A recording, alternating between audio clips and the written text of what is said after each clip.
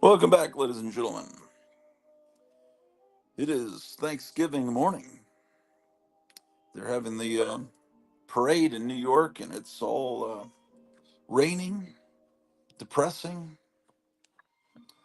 but they're still having the parade, and uh, and we're still having Thanksgiving, even though it's kind of bad times. But now that we've got Trump coming back in, though, we still have to wait another couple of months, month and a half before he gets back in. And meanwhile, the other side's trying to set off World War III to try to, well, we'll see what happens.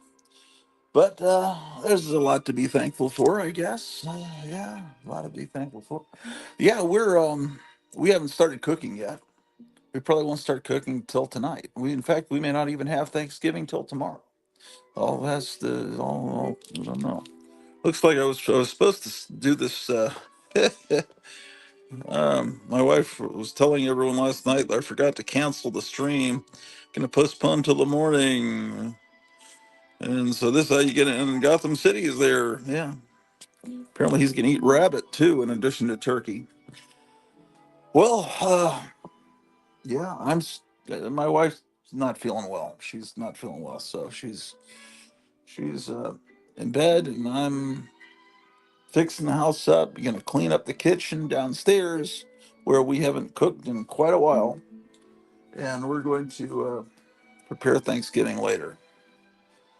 So right now I'm just trying. I tried to come on the other night and raise some money and said, "Hey, I can paint some paintings for you guys." But nobody. If someone would like me to paint, I'll paint a painting right now on this live stream. If you want to see me paint, I'll paint you a painting. Um, if anyone would like to commission a painting, trying to raise some money, ladies and gentlemen. But okay. First thing I need to do is get this dish strainer down to the basement. That's one thing I've got to do.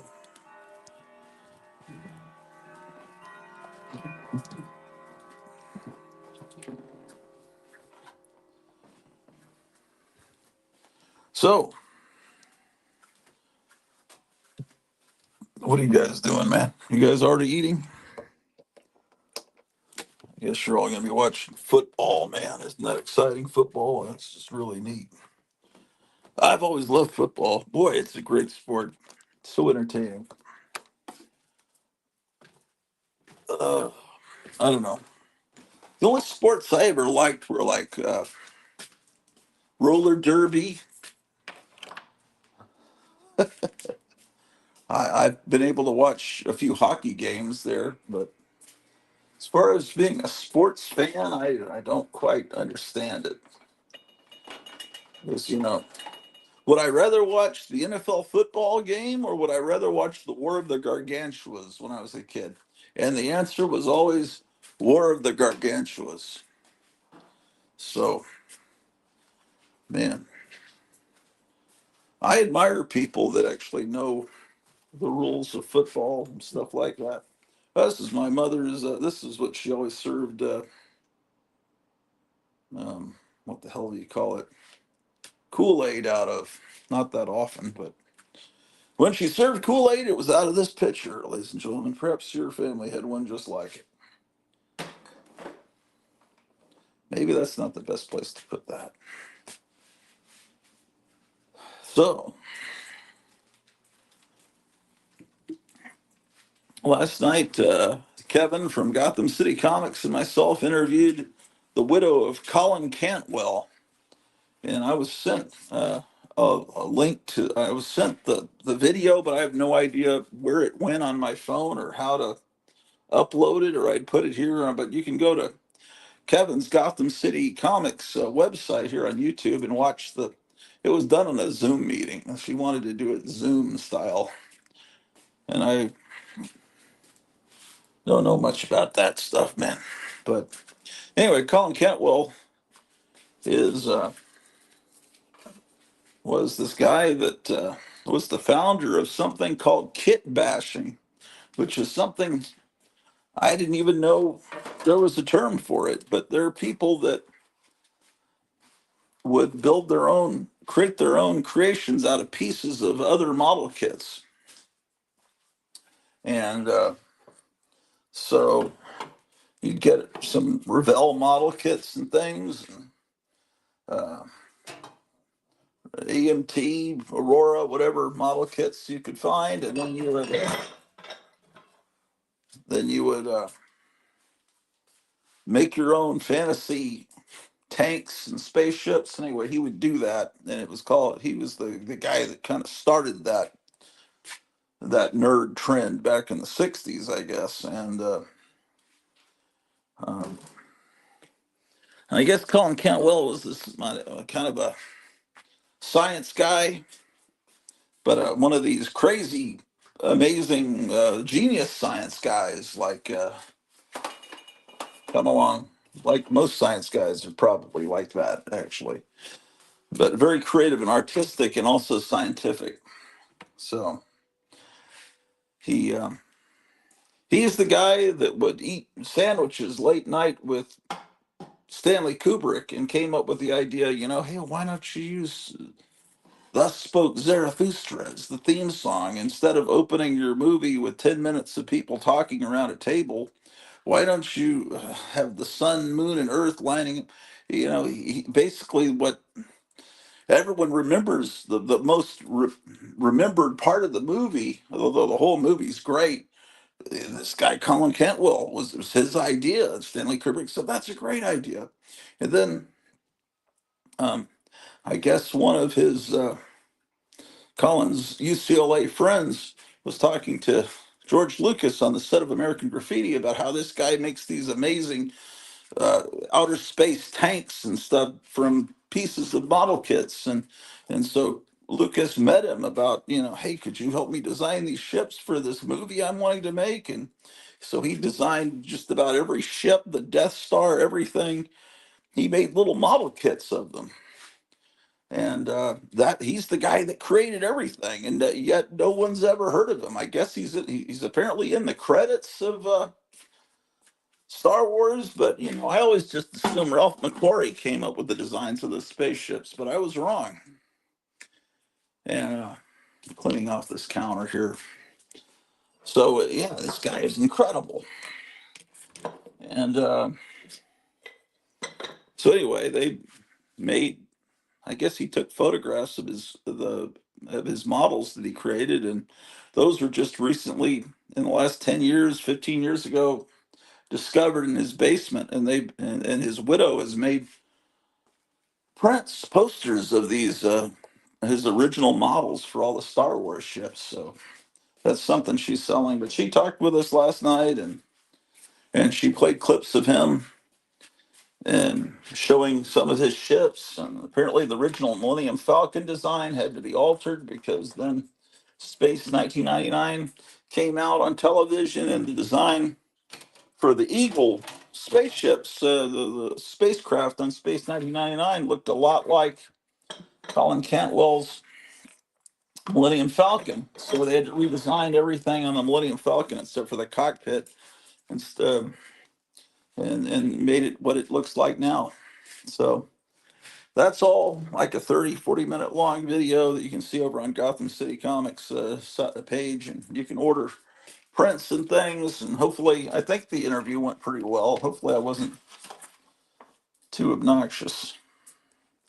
Um, so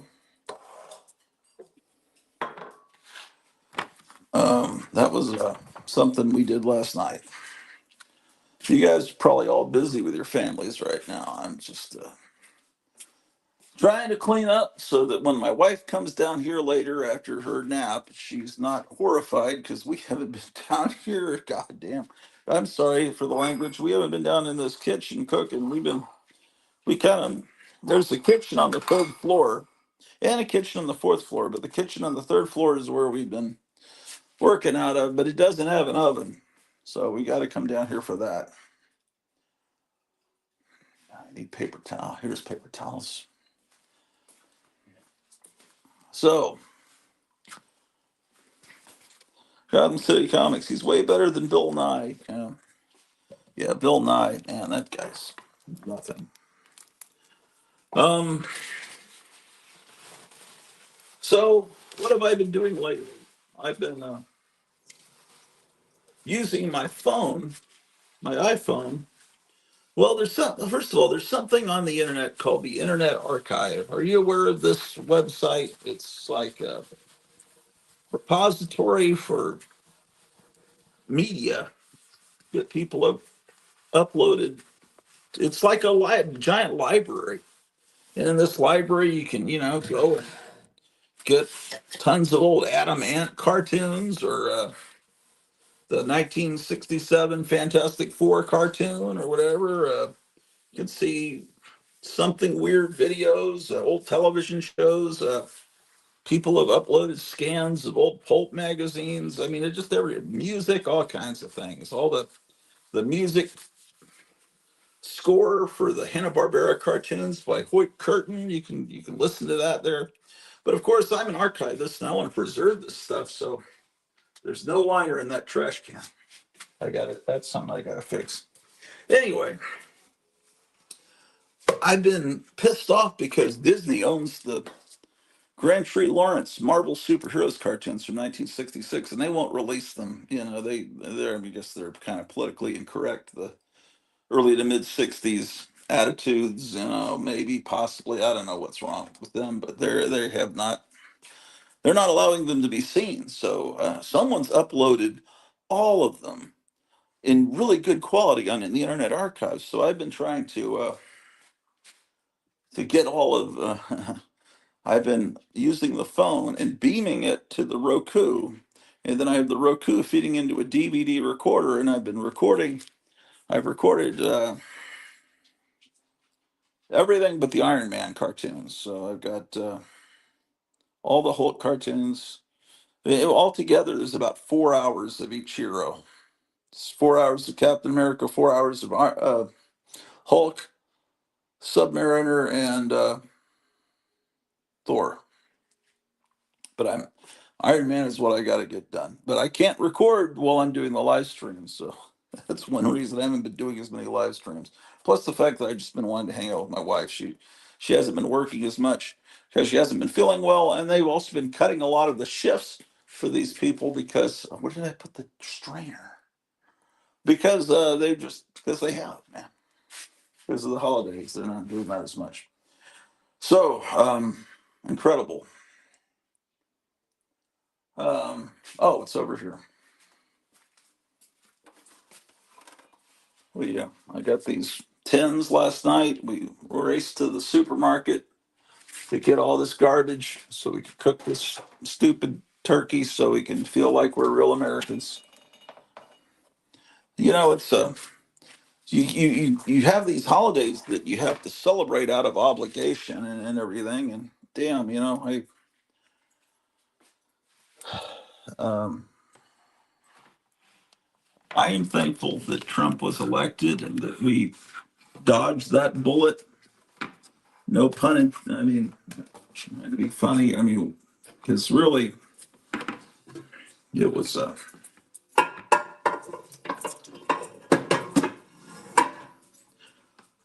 Um, I wish we don't have family to go to. I mean, we do. My wife has family, but and she feels really bad because they're on the other. They might as well be on the other side of the earth. They're an 11 hour, 11, 12 hour. No, they're they're about 15 hour drive away from us. And I can't even keep engine cooling in my car, so that probably wouldn't be a good idea to do. So it's just us, my wife, and the dog, and the shit. The amazing cat.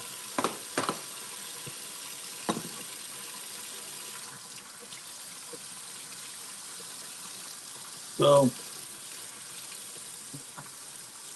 most of you are with your family. With some of you, I know there's people out there that don't have family, and I don't really have, other than her family, I don't really have family. My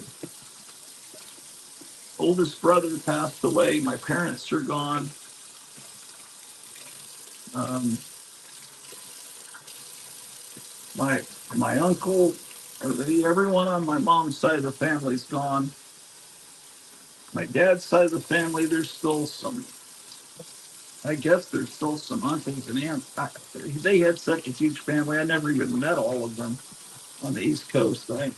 I don't know. I'm so out of touch. No one talks to me. My oldest brother had some family that I've been out of touch with them for years. And then my other brother, um, we lost touch with him. You know, he's in Texas somewhere. So,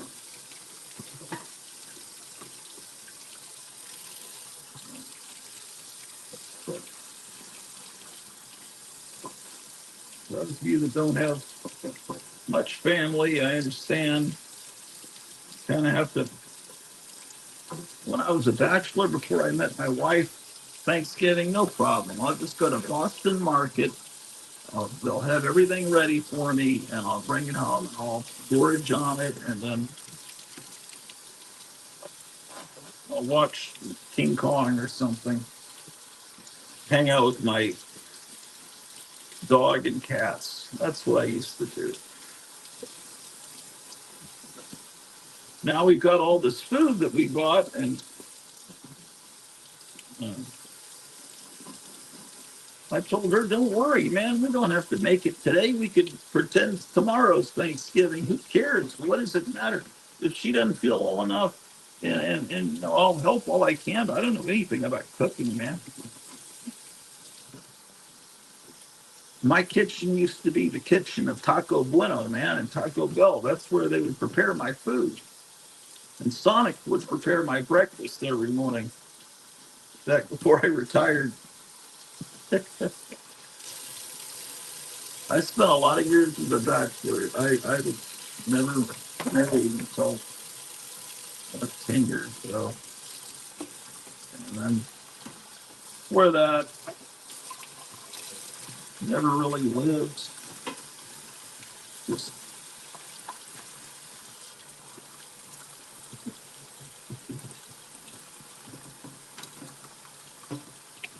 I don't know.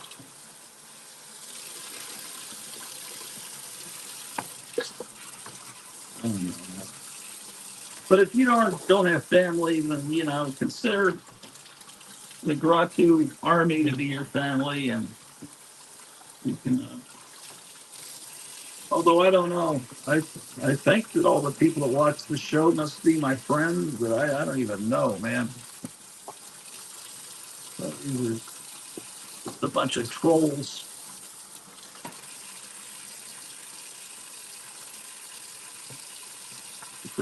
Half the people watching are probably just a bunch of assholes that hate their pets. You know, necessarily all that warm and fuzzy.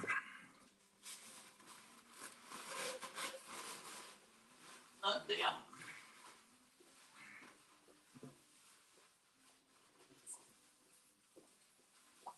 I had to mop this floor, ladies and gentlemen.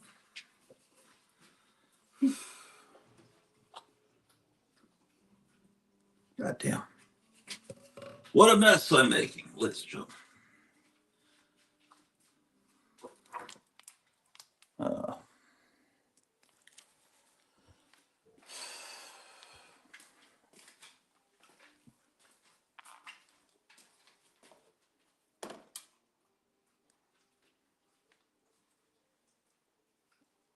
Uh, okay.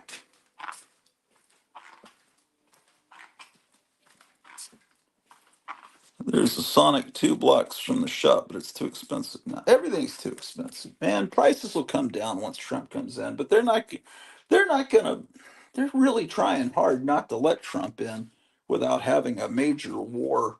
They want to blow up the world before Trump gets in, man. They're just doing incredibly stupid things. But I think Putin's too smart to take the bait. Uh, so how dare you say he's smart? He's a lot smarter than the people controlling Biden. If he wasn't, he would have already attacked. Okay, why did I come? Oh, get a trash bag liner.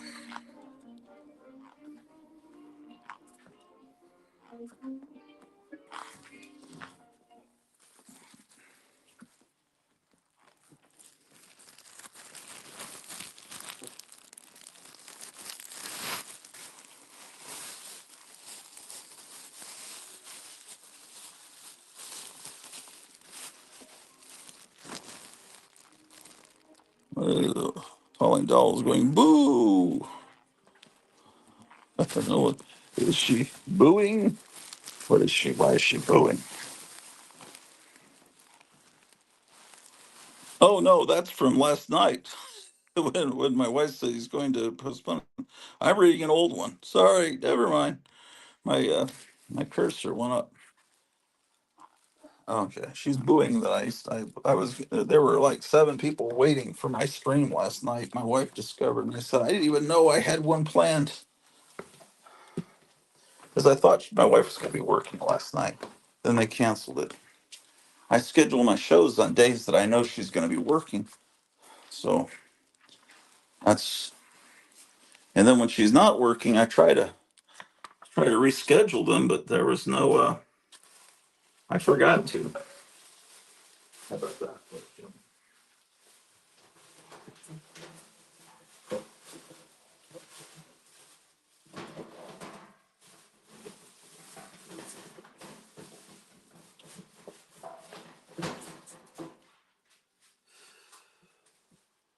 I've got to get the spider webs and stuff out of this kitchen, man.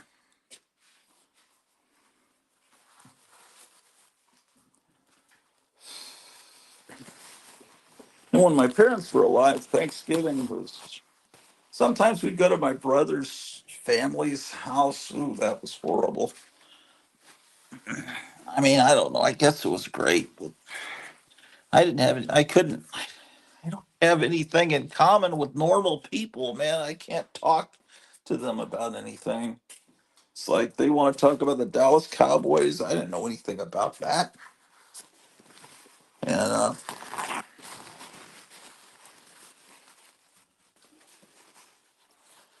um,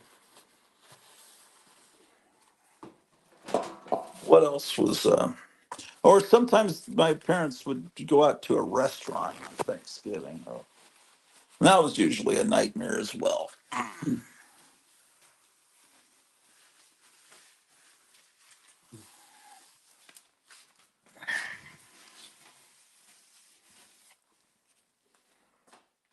I don't remember. Do I have any good Thanksgiving memories, man? I'm trying to think, man. It's just, I'm sure I must have some. I don't know. One year, the hell was there's an alcohol swab? Why is that here? That looks like it's too old, man. We'll put that in the trash can. So anyway, if any of you would like copies of my television program, Tomb of Terror, they're available. Um, I'll give you a discount. I'm trying to raise some money to buy some comic books, to be honest with you, full disclosure. Although there's other things we probably need to do first. Okay. We need dishwashing detergent is what we need up here, down here, wherever the hell we are.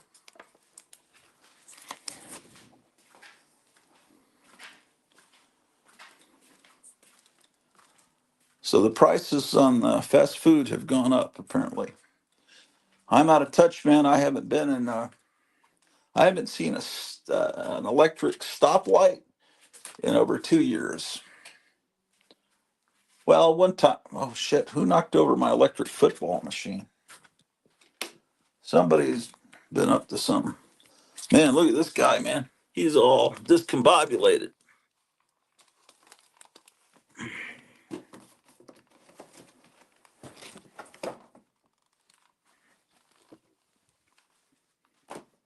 King Kong is apparently a lot of people associate Thanksgiving with King Kong because they used to show ape movies on Thanksgiving. But yeah, that sounds good actually to watch some ape movies. I forget what this idiot's called, but I have him, and he's all completely like he's been thrown off of a motorcycle. All his legs are disconnected. Whatever the hell this guy is, someone gave him to me at some point. I know I never bought him. It was, I think someone said, I'm going to give this to the thrift store. And I said, no, I want that fucking thing. So now it's on the floor in my basement 30 years later. Okay.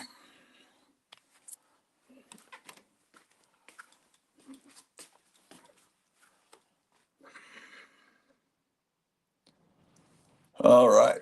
Incredible. Um,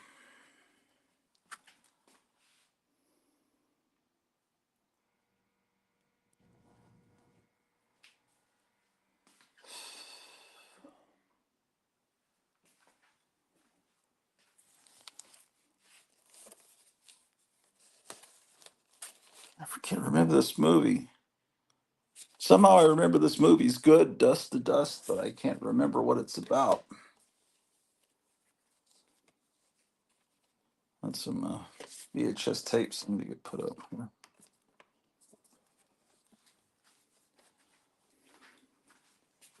Well, it's 28 degrees outside, but it's nice and warm here in the Hotel Orloff.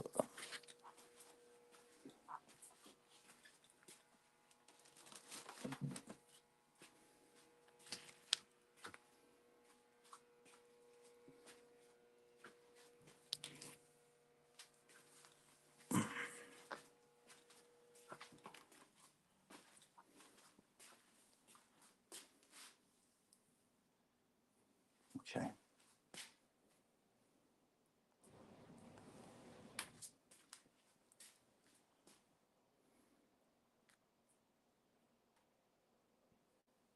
Where are my glasses? Did I have glasses on when I started? No idea.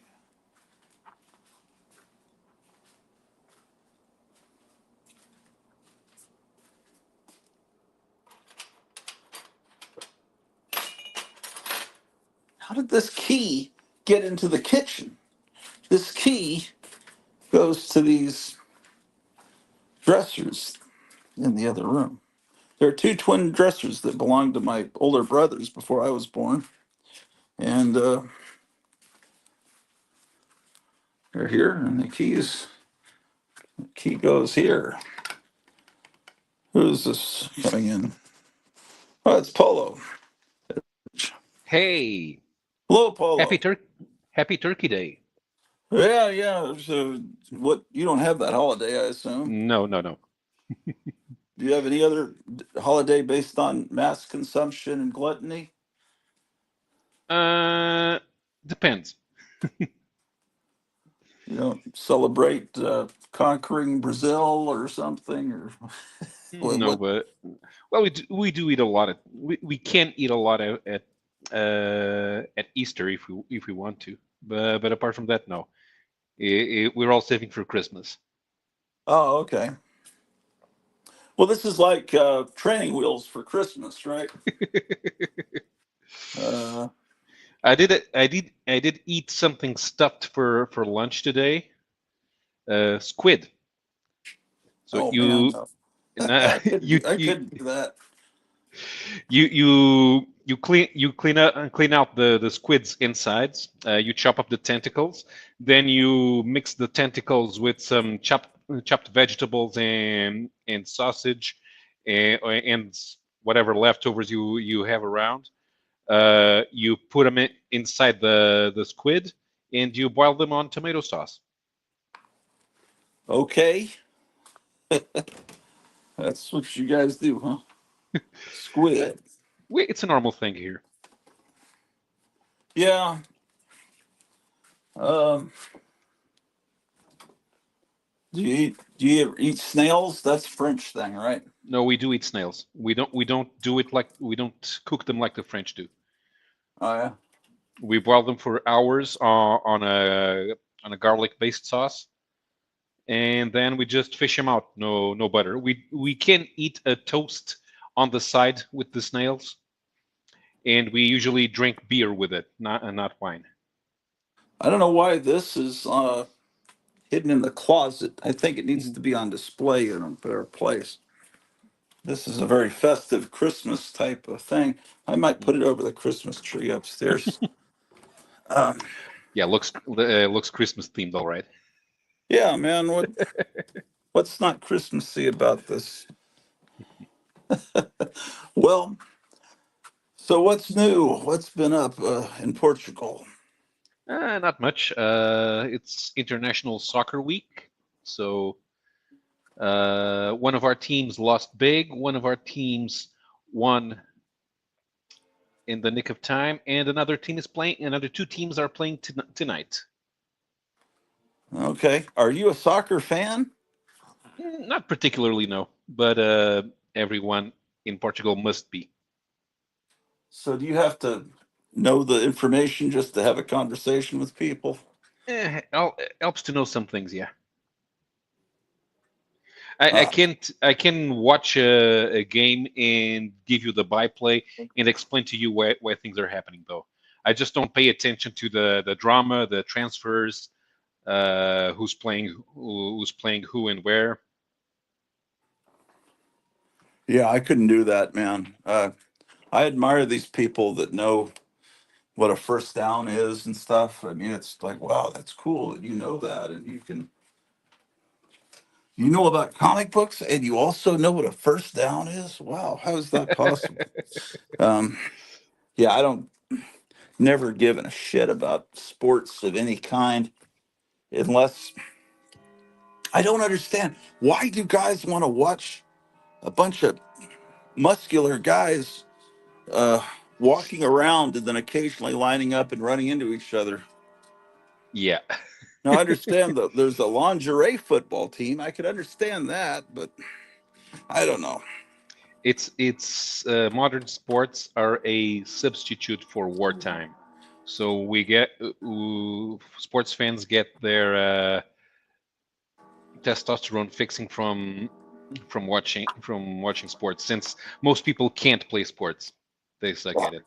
well, I understand that, but I mean that's obvious. But like, okay, The if soap there's this, opera moments, yeah. so if there's the Dallas Cowboys, then everyone on the Dallas Cowboys team should have been born in Dallas and raised there. Hmm. Instead of being brought in from wherever else, every team should be from that city. Then it Hmm. would be more interesting. Then it would actually be tribal warfare. It would Hmm. actually more simulate primitive war, which, yes, I'm aware that that's really Yeah, what's behind yeah, it all. and, And it also and just, and the funny thing is, I'm pretty sure there are people from LA who are Giants fans. yeah, There probably are. Yeah, we have the same here. A bunch of people who are not fans of their home team. yeah. Oh, shit. Well, I'm going to move this parrot and install this bat, man. Um, I've got a way to hang him, but I can't reach. Um, yeah, I don't know. Then they'd have to like start putting super chemicals in the water supply of cities to make people 8 foot tall giants and stuff. Hmm. And that'd be a reason to do that for sports because sports seem to really matter. No, I'd much rather watch the 1933 King Kong or something than a sports than a game. But that's just me, man. And soccer still seems a very uh, well. It's real popular here now. But when I was a kid, it was something that was kind of foreign in the early 70s. It was like baseball was still the main sport, I think, or football. But when soccer, yeah, it's like the only people I knew that played soccer were kind of like these kids that like Kiss and smoke pot, is what I remember. Nobody who smokes pot plays any sport whatsoever. Well, maybe darts. Uh, Well, I'm talking about here in the United States. yeah, no, no. Soccer here is what every kid wants to play, Yeah. and it's not because it's something. Let's put the kid so they can learn the value of teamwork. Nobody wants to learn the value of teamwork. They all want to become the guy who scores all the goals and makes 25 million a year. And Mary's Posh Spice. Yeah, Hey, tell me how good a player was David Icke before he David became what Beckham. he. Not David David, Beckham. I'm talking about David Icke. He's someone that's interesting to talk about. You know who yeah. David Icke is? David Icke was is that the crazy guy who believes in second continents? He believes that the royal family are lizards and stuff like that, which is probably true. No, they're not. They're just Germans. No, What's the really, difference? the Windsor royal family are not Windsor. They're Hanover. They changed their name, but Queen Vic because Queen Victoria uh, didn't marry a member of the House of Hanover became the was the next in line to succeed the British throne. Uh huh. But in the process, they lost the Kingdom of Hanover to Prussia. My goodness. Well, I don't know. Was David Icke a famous player, or was he a Is it legendary player, or is he just like a? okay? So David Icke. So that's one of the crazy guys. All right. So Well, who says he's crazy, man? He doesn't like yeah. Trump, so I'll say yes, he's crazy. But I've always enjoyed listening to him talk. Okay. So from my what I can tell, his sports career is almost null. Oh, really? What a tragedy. Yeah. What team did he play for? uh Coventry City. Yeah, but he only played in the youth leagues. The youth leagues. Oh, okay. Yeah. So he So wasn't. so here we don't have college sports. You join a football team when you're 5, and then you move, and then you learn how to play soccer, and then if you're good, you keep moving up to through the several you through the several there's you you have to become after being in the baby leagues, you become an initiate by age 13. Then you move to the juveniles. Then you move to the juniors, and although you can stay there until you're 21, by that time you're expected to be playing as a pro. Oh, okay. So yeah, David Icke was not an actual player. Doesn't count. Oh, okay. Well, that's terrible. Okay. Oh, I figured out how to make him morph like he's flying. That's more important. Okay. Mhm. All right. Now he's hung properly. There we go. I Yeah. just got to decorate for Christmas, man.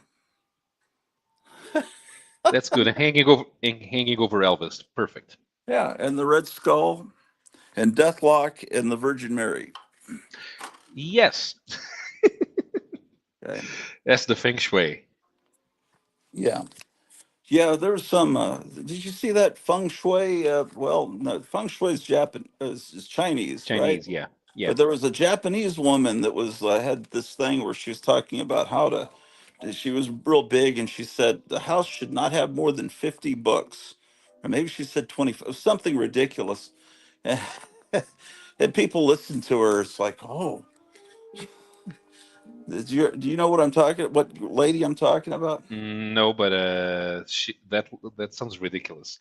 Of course, what you should do is try to figure out which wives are dumping their husbands' book collection just to make the room the living room fit the feng shui, and you go there and you buy the books for cheap, or even just fish them out of the trash bin, Yeah, and there are yeah. more books. Right, right, right. Jeez. My goodness gracious. People ask me, "Have you read? Why do you have so many books? Have you read them all?" No, then it would not be a library. It would just be a deposit. The Right. thing is, you buy the books, and one day you will read them. Yeah, that Forrest J. Ackerman, he had this spiel memorized whenever people came to his mansion. Like people on those I don't know, there used to be a riverboat. There was a riverboat ride at Disneyland. Well, there was one at Six Flags Over Texas called the LaSalle Riverboat Ride, and you're supposed to be there exploring Texas with LaSalle. And these teenagers or college students, they would all have these little spiels memorized with little funny jokes. And Forrest Ackerman, he thought he was really funny. He's a great guy, but he wasn't really funny. But he would say, "People ask me, well, have you read?" What was the stupid thing he would say? "Have you read every last word in these books?" And no, he says, "Have you read all these books?" And he says, "Yes, I've read every last word. Every time I get a book, I open to the last page and read the last word." And it's just, yeah, yeah. There's some books here I haven't read, I have to admit. A lot of them. Okay. Why did I come up? I came up here for another reason besides bringing the bat up. What could it have been? Yeah. Shit. So today is a work. Well, I don't know. What are you doing today? You writing? You taking a break from writing? No, I'm writing something. A Nissan SUV that I drove a few weeks ago. What is your verdict on it? Pretty good. It uses a hybrid system that, although it has a relatively small battery, it can run for a couple of miles on its own, only on electric power, and uses the gas engine mainly as an accessory. Okay.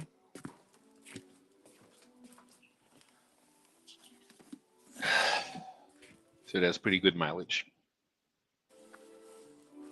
Don't you think all these electric cars are just going to go away in a few years? People are going to wise up. What do you think? Yeah, they're already starting to wise up. The rich people in particular, those cars depreciate uh, like like day old milk. They lose their value just like that. Um Mostly because they're worthless as secondhand cars.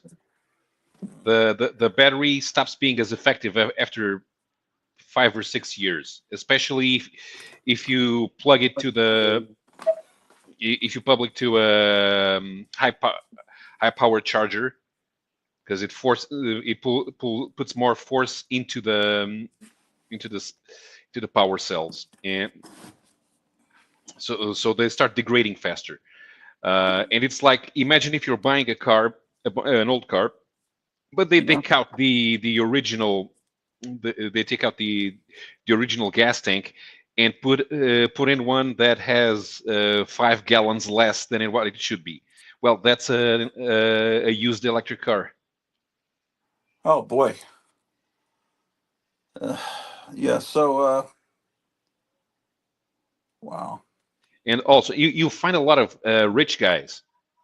I know they're rich because they're driving a Tesla Model Y, Tesla Model X, or a Porsche Taycan, uh, and they're driving on a freeway at 50. They didn't buy a 1,000 horsepower car, so they can drive it at 50 in the highway. So and you can tell they're pretty annoyed by it. I mean, if the problem was, okay, a car's out of gas, I'll stop in the next station, fill her up, and there I go again at 150. But no, they have to go 50 until they get home, and they can finally plug it in, because the system says that they only have 40 miles to they have 40 miles of current of electricity to go, and the house is 35 miles away. Wow. Insane.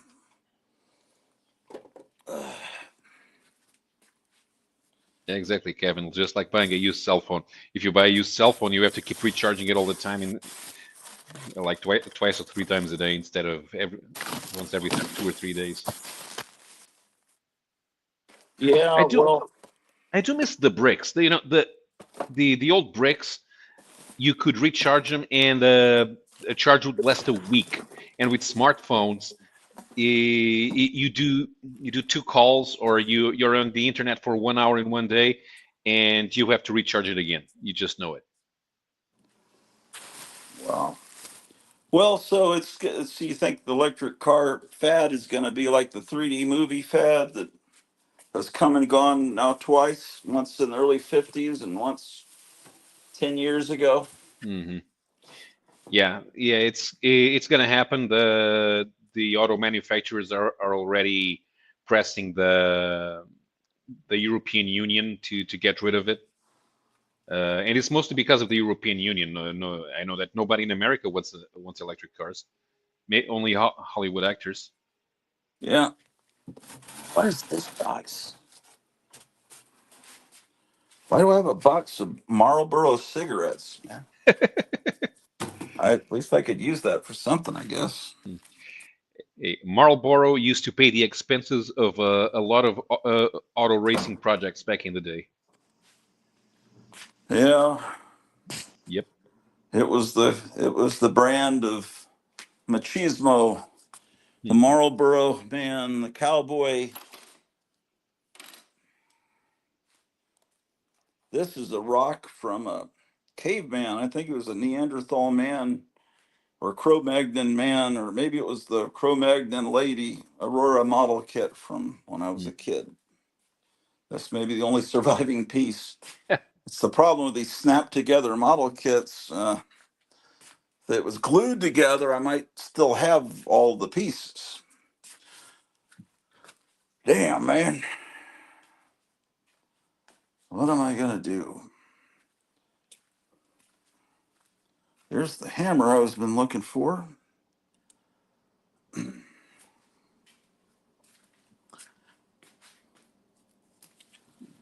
Well,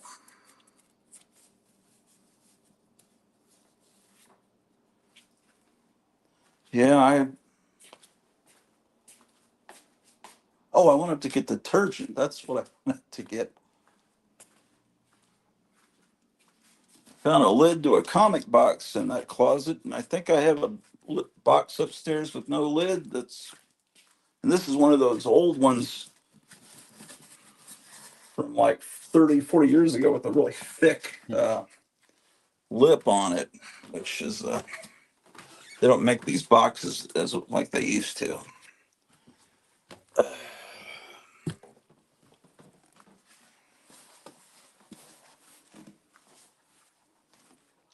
No, earlier today, I posted a picture of a cover that Harvey Kurtzman did for a French humor magazine in 1977. Yeah, And yeah, people are reacting a lot to it on the comic book historians Facebook group. in a positive way. Yeah, kind of. I mean, the cover was made for issue number 12 of Fluid Glacial, and it looks like two boys peeing on each other. Oh boy. I, And I had noticed it because Fluid Glacial is putting out a book with the best covers from 50 years of publication. okay, and that's one of them. Hmm. What is the point of that cover? Is it some metaphorical thing? No, see, Fluid Glacial is mad if mad was actually funny. Okay. And in order to be actually funny, you need scatological jokes. Yeah, yeah, yeah. Well, Harvey Kurtzman's Mad was funny, and Mad was funny for Mad has been funny on and off. It's not Mhm. today, but well, I don't know. I don't know what Yeah, it is today. I think even by the 70s, you could tell that it was already a pop culture magazine. It was making fun of pop culture, but but it was still Oh, a part of pop culture.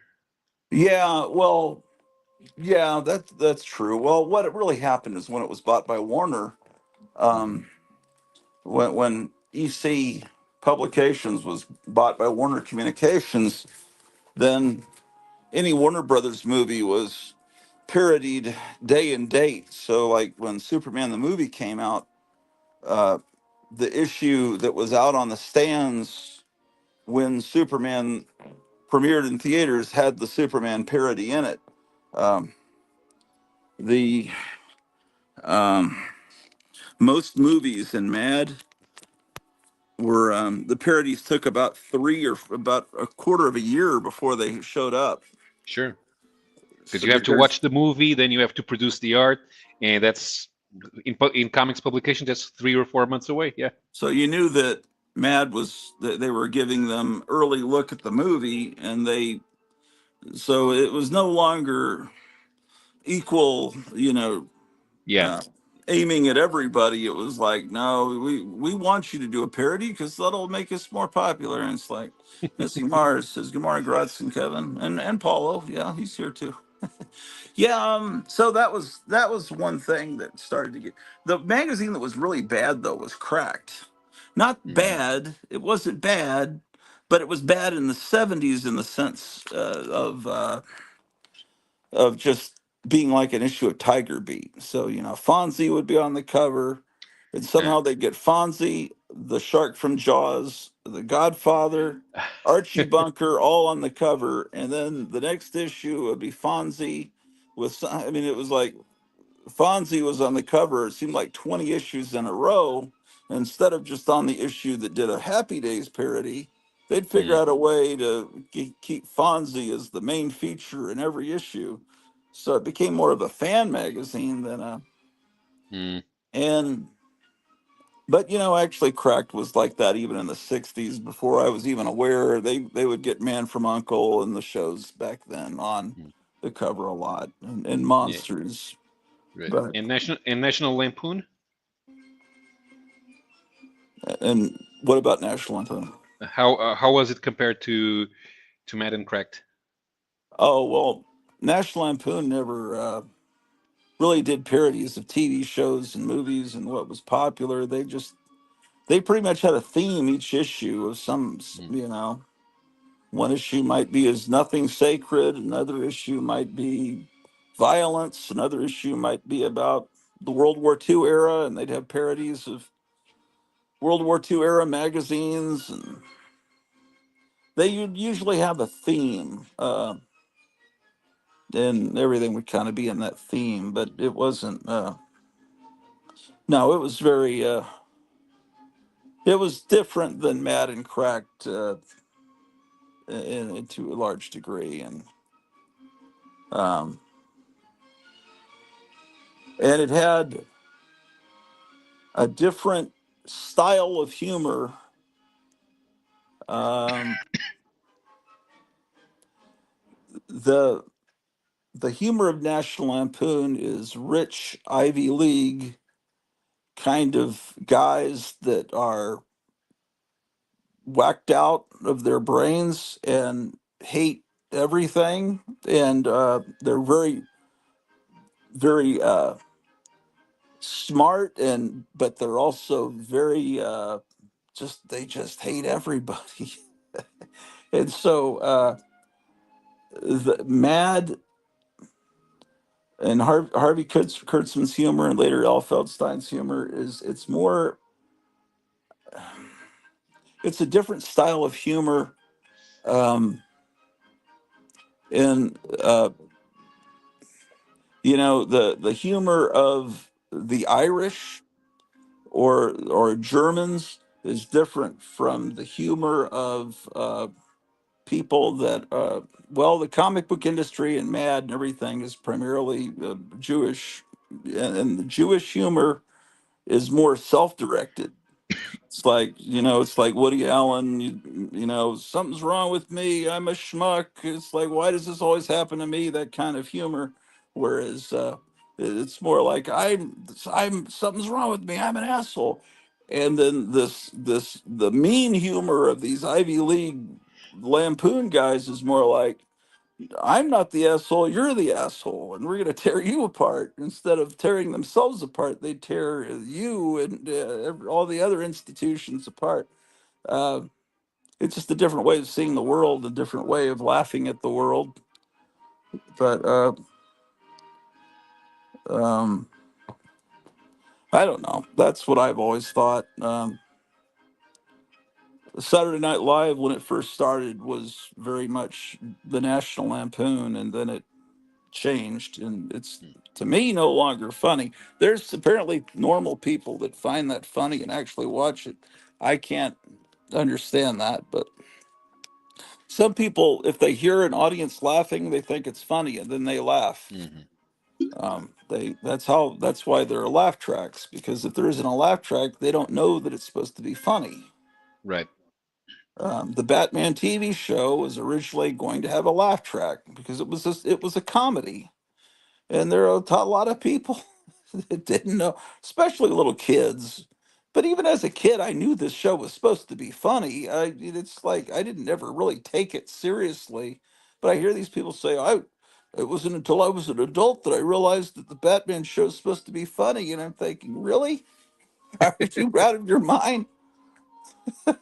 It's like when Robin says, "Gosh, Batman, is there anything you don't know?" And he says, "Several things, in fact." That's just that's.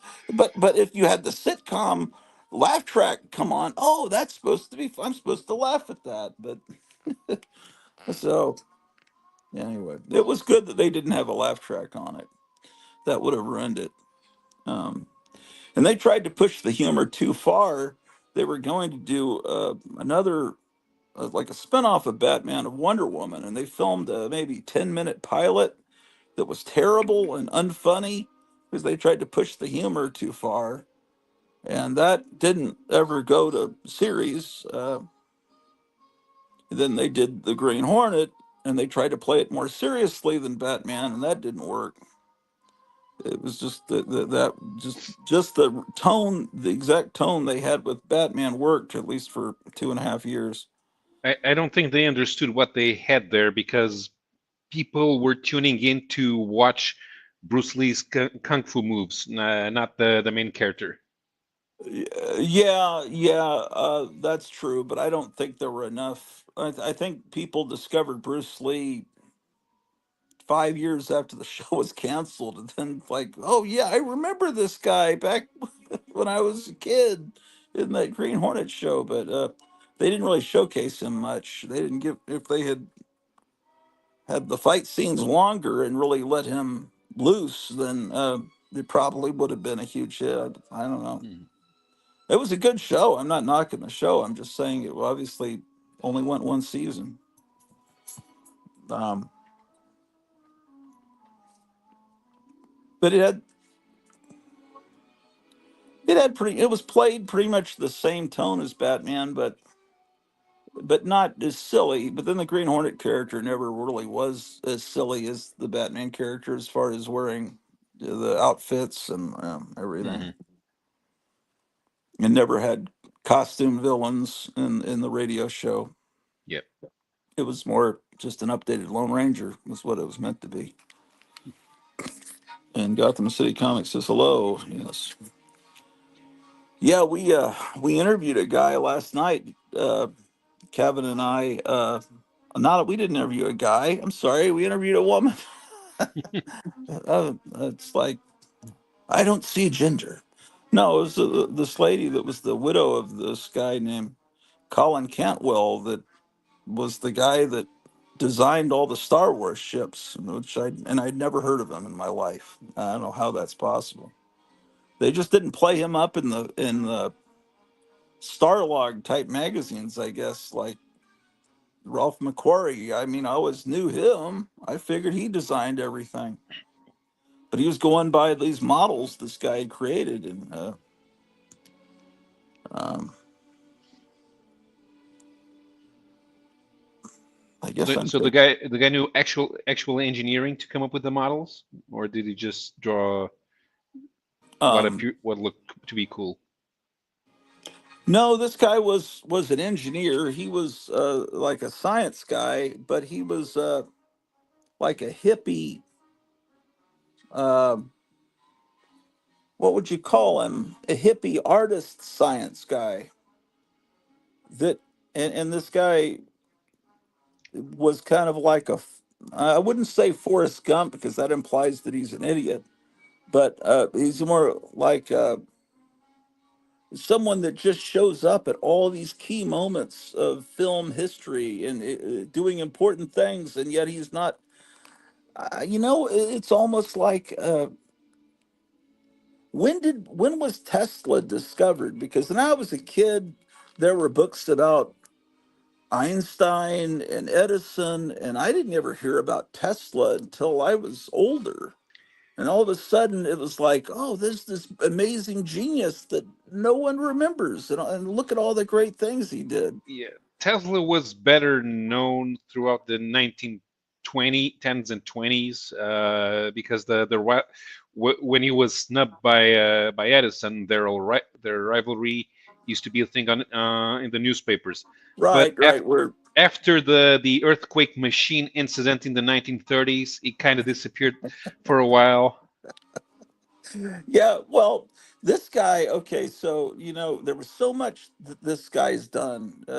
Um, she has all these, this lady has all these little clips of interviews with her husband that I guess when he started, I guess when he was older, apparently she took care of him for 7 years when he had Alzheimer's. So Hmm. I don't know how old these clips are. They used to tour around to comic stores and talk and sell prints of photos of his original models for the spaceships. And they went to Gotham City Comics once, and so she remembered him and wanted to do a Zoom meeting. And so I came on there with Kevin, and but she only wanted to do 30 minutes because she figures people have a short attention span, and she wanted to do a Zoom meeting.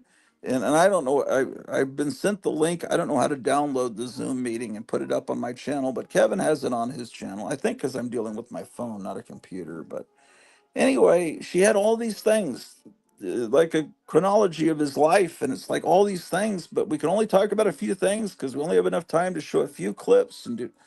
And it's like, what? I mean, he was there. He would eat sandwiches late night with Stanley Kubrick every night.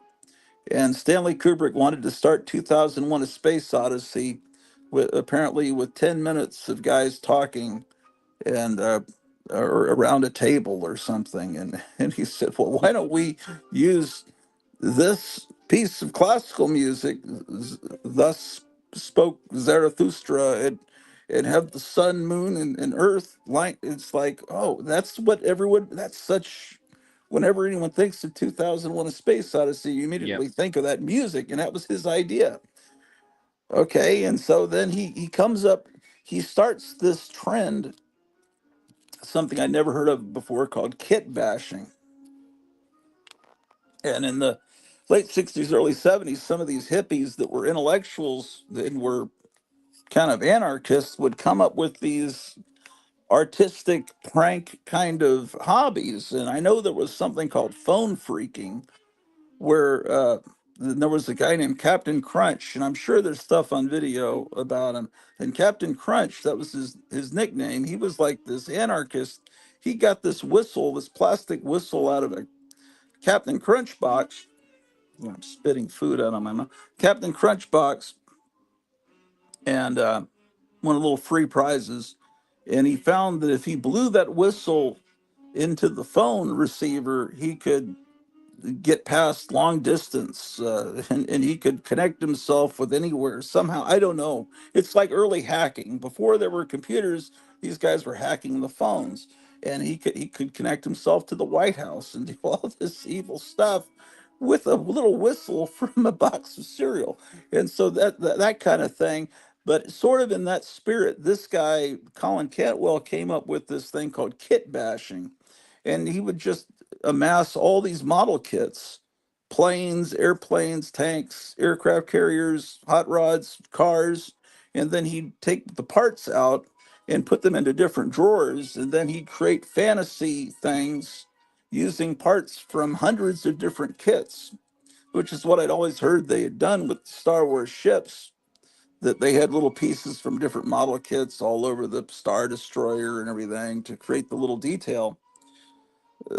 And I know those were built by John Dykstra's people, but he built the original models, and apparently the only model he built that was in Star Wars was at the beginning when Luke Skywalker's playing with a little spaceship model of a, I don't know, what is it called? A Y wing, not Y wing, I don't know what that thing's called.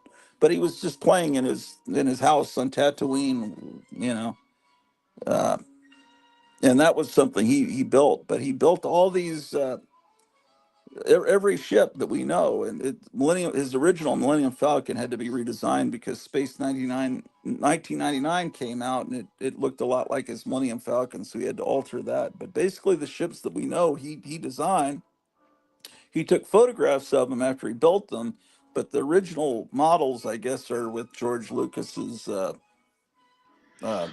museum or whatever holdings. But his wife's selling prints of pictures that he took that they rediscovered in the basement of all the things he designed. So I guess he started building all these crazy models, and then some friend of his from UCLA that was also friends with George Lucas that was working with him on American Graffiti told him about this guy that builds spaceships and tanks and stuff. And there's some clips of him in the show that we did last night where you see these double decker tanks and weird things that he built that are just insane, kind of that what they would later call steampunk. And so he designed the ships for Star Wars. He works on War Games, the movie, which is the movie that kind of introduced hacking and everything to popular Hmm. popular consciousness. He was there. This is weird. Apparently, when the moon landing happened, there was a guy there working with they had live feeds from the three major networks and CBS. Wait, was Walter Cronkite CBS? I think so. And then there was ABC and NBC. And so he was the guy there with Walter Cronkite, and there was a flight manual, and this guy would whisper in the ear of the newscaster and tell them what's going on based on what they're saying, so they'd be able to report it. And apparently, he the other two networks reported that they'd landed on the moon, and he said no, they haven't landed on the moon because they'll say these certain things, and so Walter Cronkite didn't report that they landed on the moon. In actuality, they had moved to some different spot to land, from what I understand.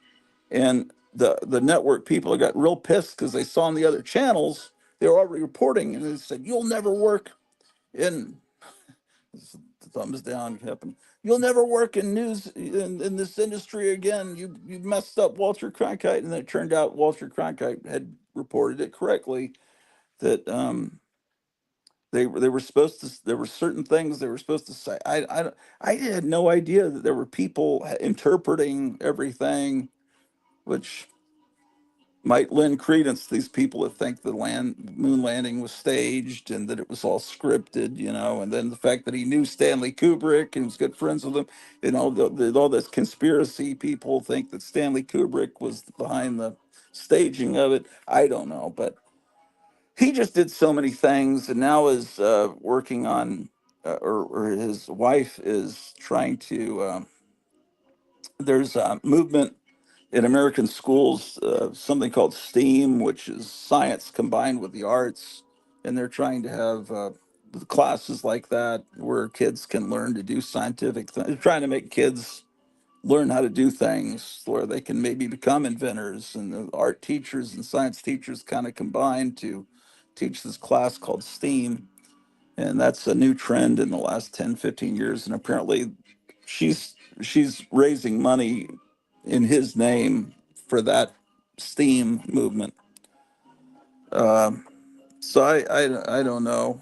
He just had a very interesting life, and there's also so many other things that we weren't able to talk about. Yeah. John Gora says, "Hey Paulo, I watched a Portuguese movie the other day called No, or the vainglory of command. Yes, I know what that is. I tried watching it once. Uh, Portuguese cinema from the after the 1970s became unbearably intellectual because uh, directors felt they didn't need to follow a script or that there was a story to be told. It was more important to show how technically proficient they were than in telling a story with a beginning, middle, and end. Hmm. Sounds like the So Star Wars prequels. I could never get with it, and there's also always the problem with funding and the sound quality and actor pay. So very few people. There was a time when very few people wanted to make movies because there was nothing in it for them. Is that a well-respected movie in Portugal, though, by other Uh, people? they've played it on TV a few times, so there are more. There are more better known and more talked about movies from that time period than that one. I think that one at least tried to have some sort of narrative element between the medieval war scenes and the in the modern setting, but I couldn't get through it. There was always the problem with Portuguese cinema. Yeah. The Portuguese movies that everybody likes were made in the 1940s, and they're vaudeville comedies. This song is that's playing. This is like music that would play in department stores and supermarkets in the 50s. It's kind of sounds like the Captain America theme. It did for a second there, as I was thinking, what Yeah, the heck? they probably used I don't think it was that uncommon for some of those TV and jingle composers to lift bits and pieces from other compositions. Yeah, well, the guy that did the themes to those Marvel superheroes cartoons is a genius. What happened to Disney and comics says, "Hey, everybody, happy Thanksgiving to all of you and your families. I'm getting a late start, prepping a turkey and then deep frying this gobbler. We haven't even started. I'm, I'm trying to start while I'm doing a live stream, but yeah, we may not even have the turkey till 3 this morning or possibly tomorrow, but we've got everything. It's just a matter of, feeling well enough to do it and everything. I'm trying to make sure the kitchen doesn't look too bad. Trying to find things. Um, but I want to start doing painting live on the show, and but I got to get some commissions. So yeah. Oh man, this canvas is dirty. Well, I'll clean this canvas up, but this canvas is available, and I got some. I've got 3 little boards here. So if you would like, those of you out there would like to commission me to do some paintings, I'm trying to raise some money. But I'll just paint it right on the air. You can watch me paint it. I don't know if anyone's, I guess people have done that before, like Bob Ross, but I don't know if anyone's ever done it live. Okay. My goodness. Um,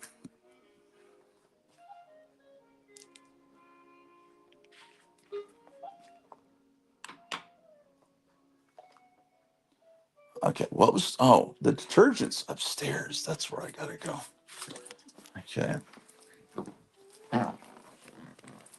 Hold on. I'm gonna put this down for a second.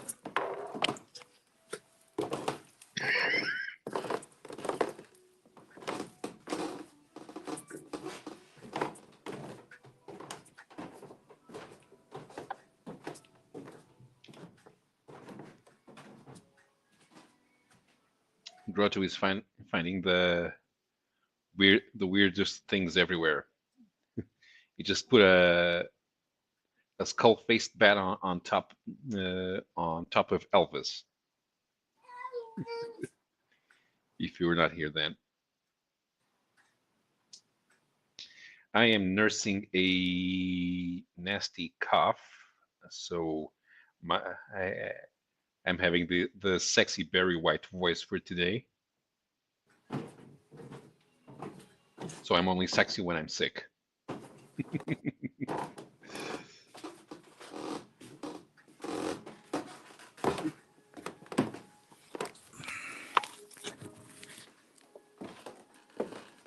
Okay.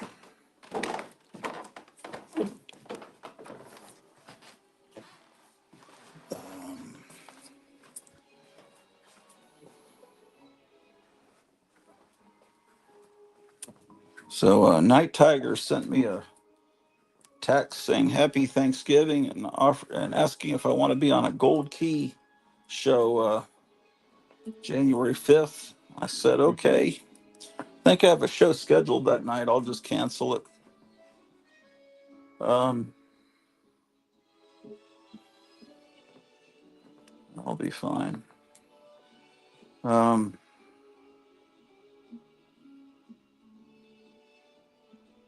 yeah, what kind of temperature is it there in Portugal? Uh, it varies. It's bearable. So we had some rain last week.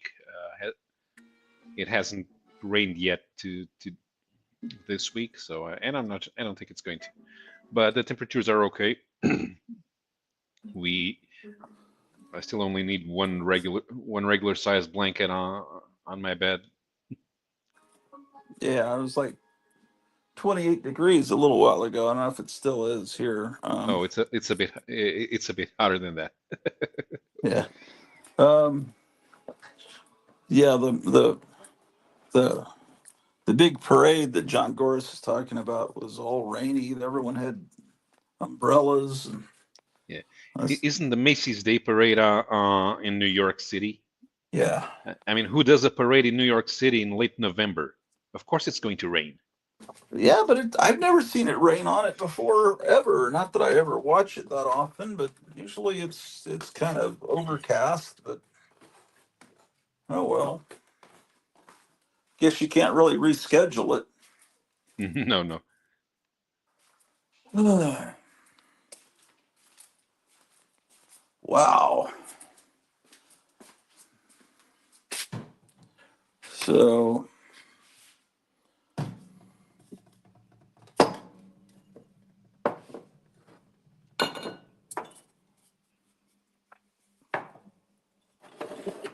what a mess.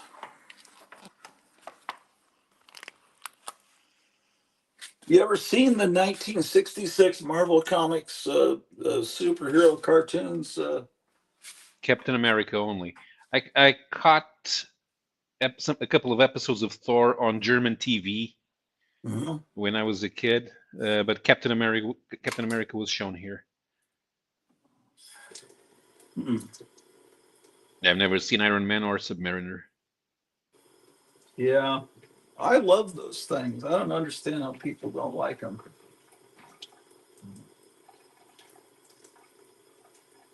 But anyway, just they're on Internet Archive. You can get really good.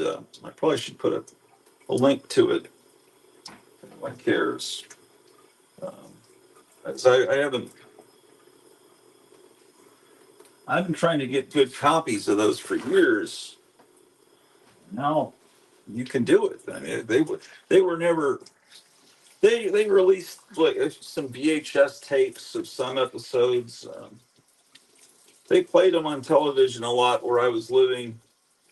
Um, Around the time that there was the superhero boom in the late 70s when there was Hulk TV series on and they were trying to get a Spider-Man, Captain America, Doctor Strange series going, but didn't really succeed. And of course, the Superman movie was in theaters.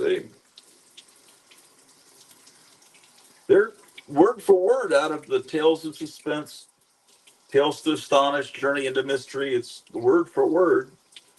The panels are there. It's just the animation is it's just like kind of a slideshow with slight movement, but the sound effects, music, voice acting is all great.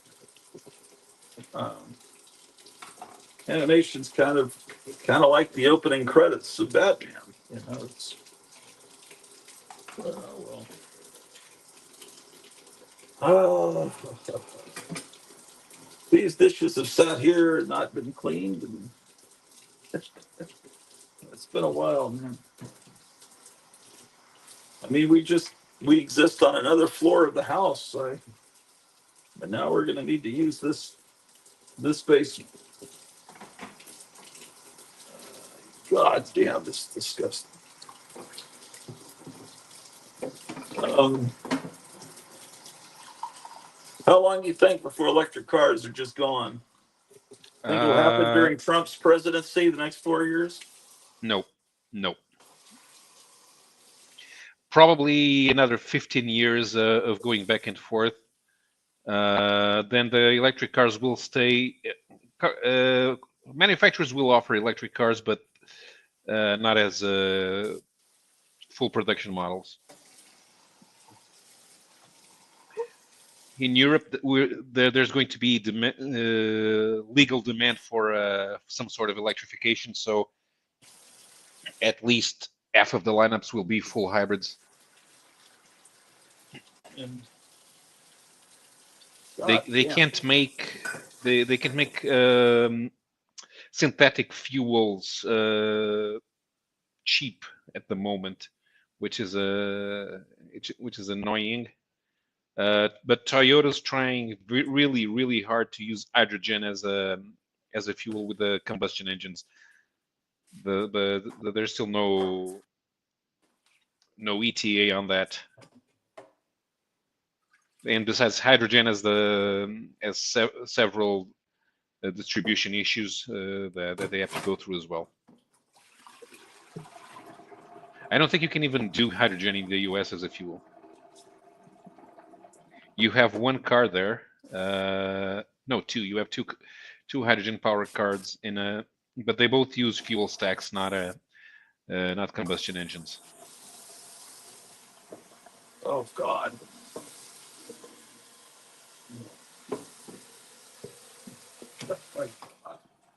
Oh my God. Well,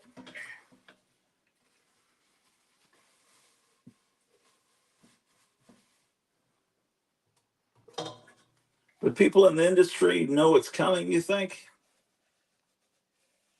Mm, that's not exactly the problem. The problem is more the European Union has set a date when it will be illegal to manufacture and sell gas-powered cars in Europe. What about Uh, old cars? Old cars will be allowed to drive, but there will be limitations on where they can be driven. What? But where will they not allow you to drive? Cities. So you could just only drive in the country, or what? Yeah.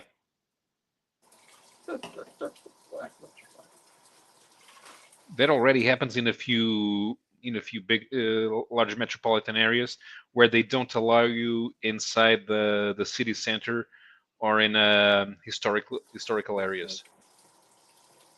They have to be electrical only, which was kind of annoying in London because of the buses. So the London Metro public public transportation system had to replace all of their buses and the taxis. So, okay. So is it they're afraid that it'll damage the historical architecture? No, it's just posturing because carbon dioxide bad. Nobody, no, they don't give a shit about any of that. This is all. They decided that carbon dioxide is bad, and everyone everything must be environmentally friendly, and everything that's not environmentally friendly, it has to be extra taxed or made illegal. But people breathe out carbon dioxide. Yeah. So are people going to be? Well, that's right. That's why they invent COVID and things like that to get rid Hmm. of people. Yeah. And also the thing about methane gas in the cows. Also that they can get you to eat the bugs live in the pod, and own nothing, and you will be happy, Yeah, according to our friend Klaus Schwab. yeah.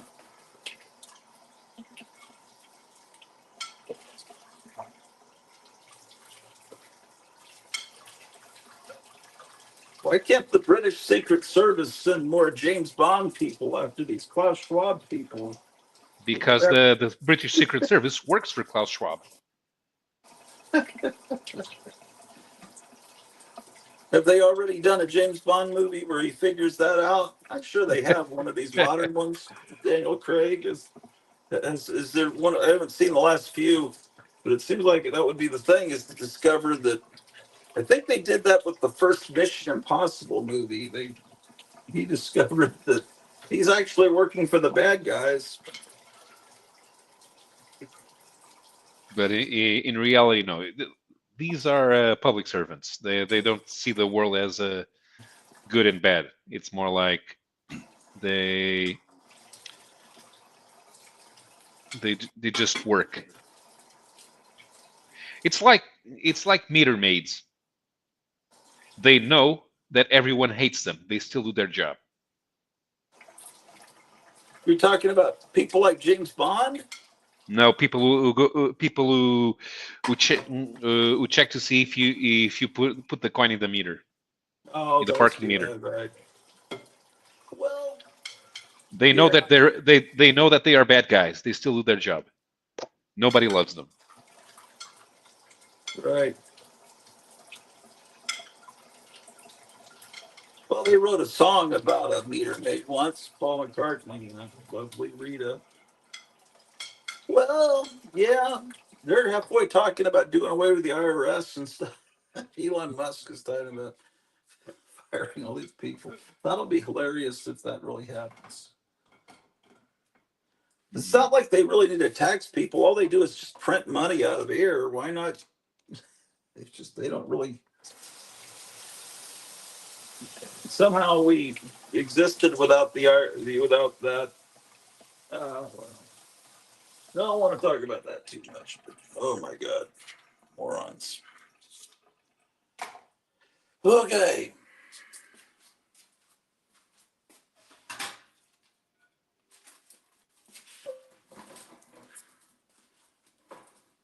Yeah, those cartoons are great. I really love them.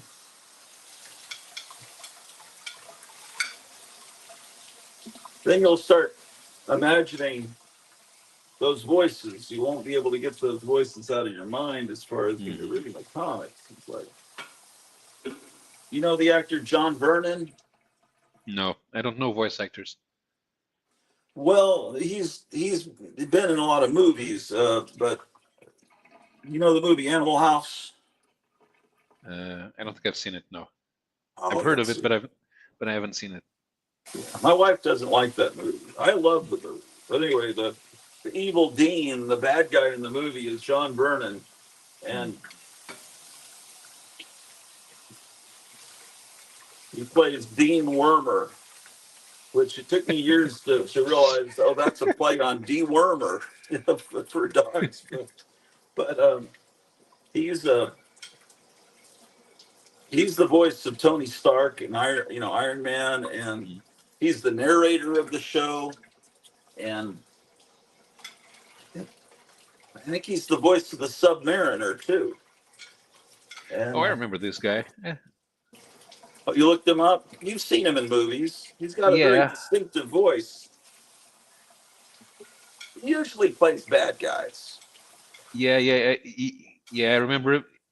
I remember him from the Outlaw Josie Wales. That's what. right? I think he was in a Dirty Harry movie too, maybe. Yeah. Oh yeah, he's great. Hmm. Was in a several episodes of Mission Impossible. I haven't seen Mission Impossible in forever. Yeah, I haven't either. They don't really run it on anything. Well, they might run it on Me TV. I don't know, but um, I finally got Me TV. We paid to get it, but I haven't watched it. Something called Friendly TV, and you know what Me TV? I'm acting like you know what I'm talking about, Yeah. but you know what MeTV is? I don't think so. No.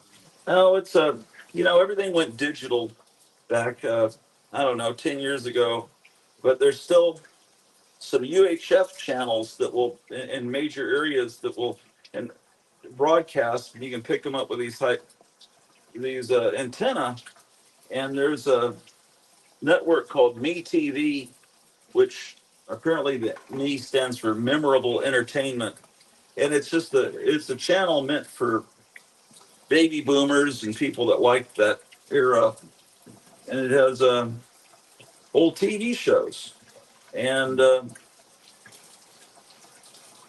and there was another one called Hot TV, which was history of television TV. I don't think that one lasted, but it was pretty good too. But it's for people that don't want to pay for cable TV, and they don't want to. They have these channels with shows from their childhood. And Me TV on Saturday nights, they'll show. Well, it used to be they'd show Three Stooges, then two episodes of Batman, then Lost in Space, then Star Trek, and then they started showing Svengoolie, who's a horror host that's been on Chicago television for probably 40 years, and and then there was another horror host before him that he started off as the son of that guy. He was supposed to be the son of, and then so that whole thing in Chicago, the horror host is like a dynasty that goes back probably 60, 70 years. But this is already in his 70s, and he plays a horror movie every Saturday night, and does his little comedy routines. But he's just recently added a member to his cast of crazy ghouls. It's this girl character that's called Gwen.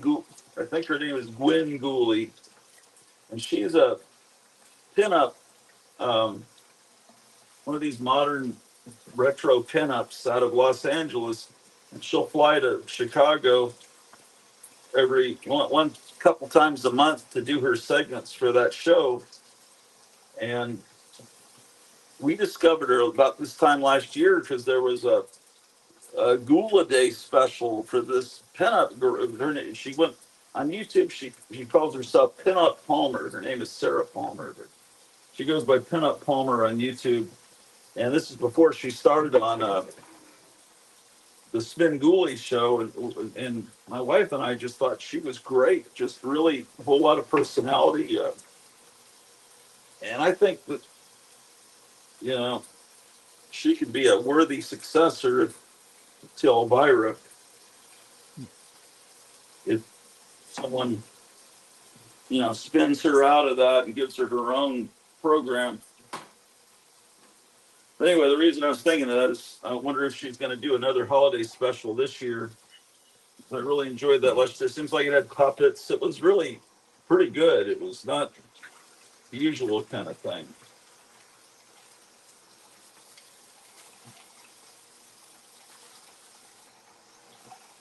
And my wife put on something this morning, and it was one of those. There used to be a channel in the '90s called the Sci-Fi Channel, Yeah. which show a lot of the old TV shows, of course, with big chunks cut out so they could add more commercials.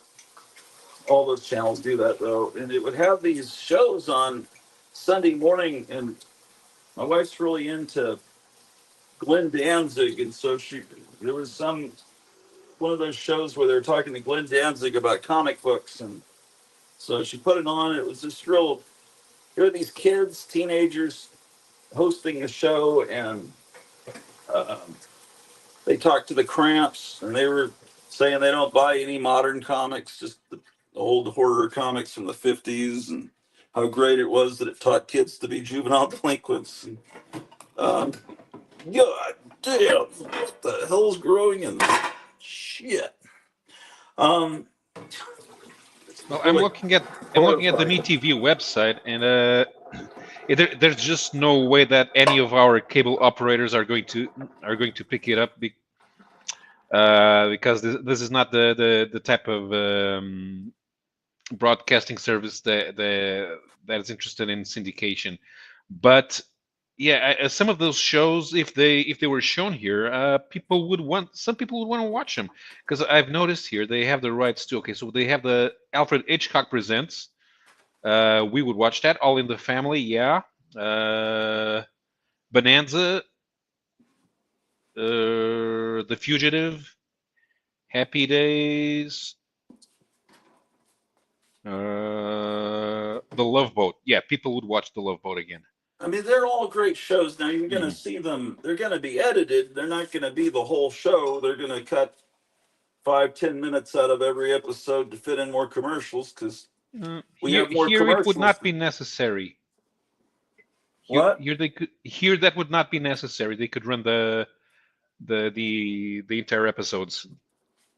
Oh yeah, but if you're just getting the American feed over there. That's the way it is here.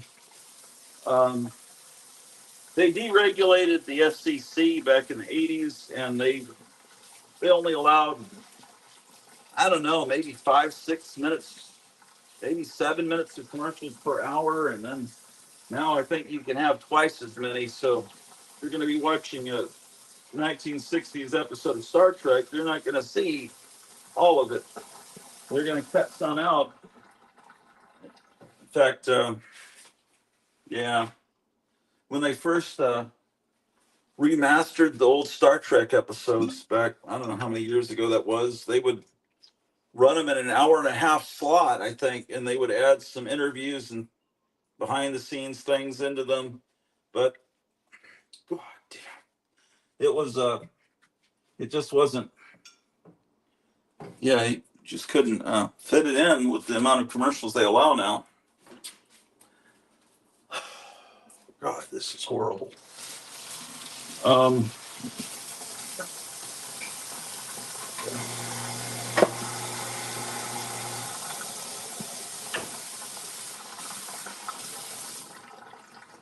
but oh, they have MeTV has a spinoff now that's only cartoons. They have a MeTV cartoon channel. Mhm. But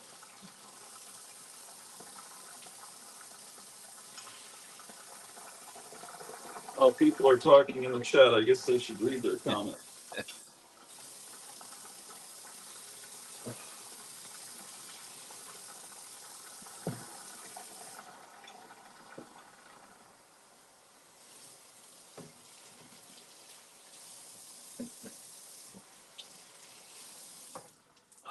God damn.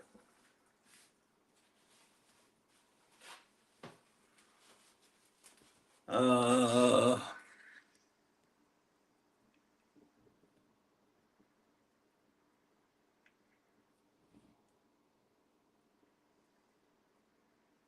let me see what the hell.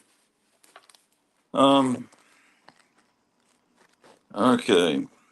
Didn't one of the floats kill someone some year? I don't know. Meyer, Mr. Goris, happy Thanksgiving Day. John Goris, Grotu sounds like Walter Brumley dissecting the thing. John Goris, Bond always knew he was working for evil people. That's what made his character cool. He was beyond any morality. He was just really good at what he did. Meyer says Dean Vernon Warmer, yes. He was in Killer Clowns from Outer Space. Science, technology, engineering, and math.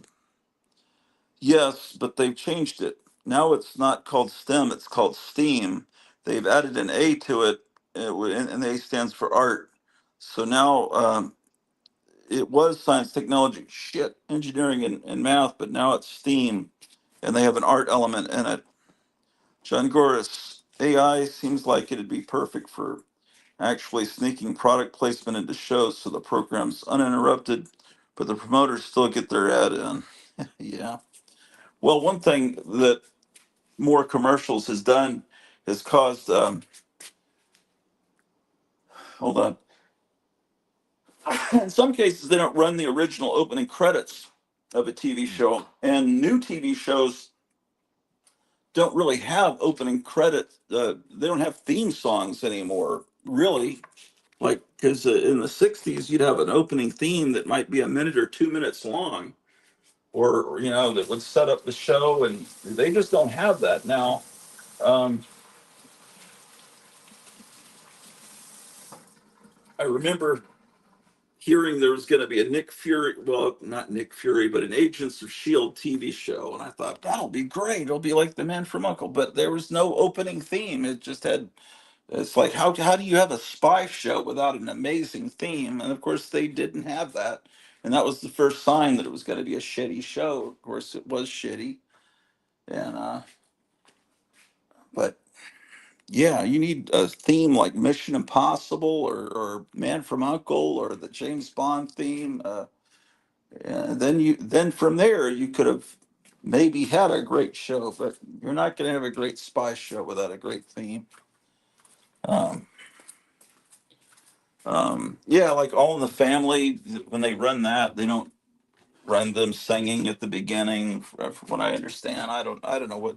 And for a while, what they were doing is speeding the shows up. Also, they would speed it up where they thought you wouldn't notice it, but I always noticed it. Yeah, Ted Turner would speed up the shows, and then other networks would cut chunks out.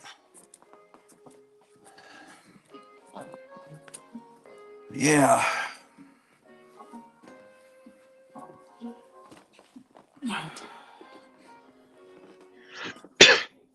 yeah, maybe someone will buy some paintings from me here if once the economy recovers. We'll see. Um,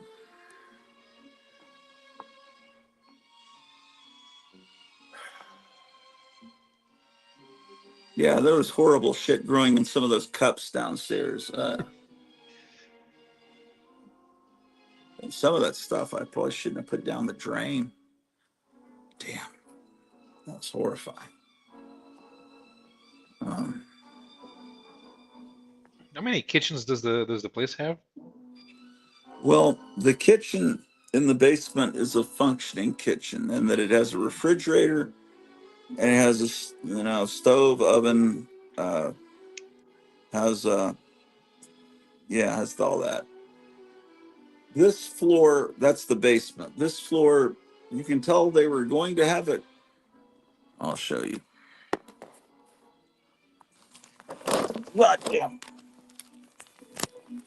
It seems This like that, floor, that if you have multiple kitchens, you should for consistency and ease of cleaning, you should stick to one. If you yes, have stuff, that's right. Well, what we've been eating are yeah, yeah. I mean, this was meant to be a kitchen. They were starting to put in cabinets, right? But I just have the cabinets filled with books. Um, but it's really not. It would take a lot of work to make this into a kitchen. The third floor is where we're staying now. Mhm. It has a kitchen, but it doesn't have a stove or oven. It has a refrigerator there. We actually have two refrigerators there because I took the one down from the attic. The kitchen and the attic is just a sink and refrigerator, and where you could have a microwave. It doesn't have any, but I robbed the refrigerator out of the attic, so it all has is a sink now. But it was meant to be an apartment, for someone that would just have a microwave. Um, but where we're staying on the third floor, that's the biggest kitchen, and that has a sink, and it has a dishwasher. It just has to be hooked in, and we just need to get a stove oven, for that, because they took it out when they moved out. So, but we have an air fryer there, and we we cook our meals in that thing. So we've been using, but in order to prepare a turkey for Thanksgiving, we're having to go back down to the fully functioning basement. So we don't normally cook turkeys when I get home from work. So,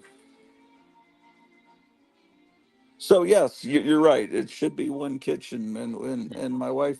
Probably hasn't been down in the basement, and I don't know how long. So I'm trying to get it while she's sleeping. I'm trying to make it not so horrifying to her when she goes down that it creates a horrible. Just try, I'm trying. It's so trying to preserve my life here is to make it look not as horrible as it currently looks.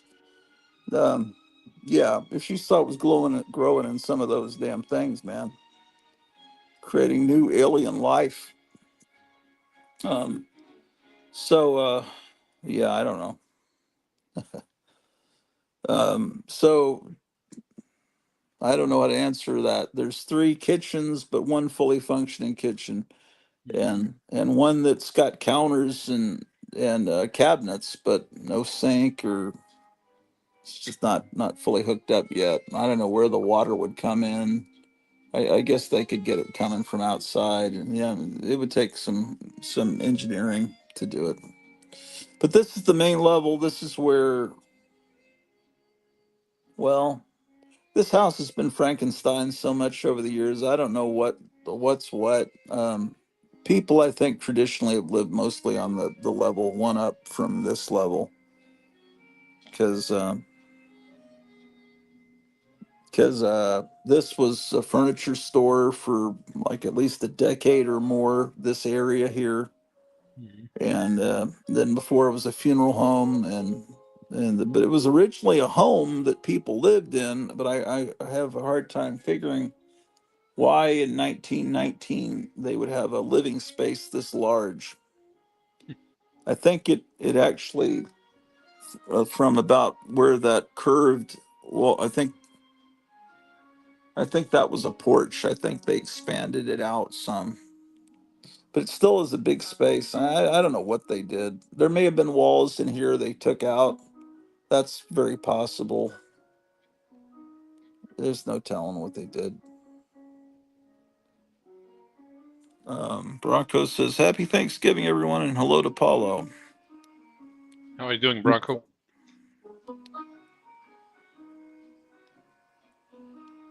Yeah, what are you up to, Bronco and John? Are you guys going somewhere?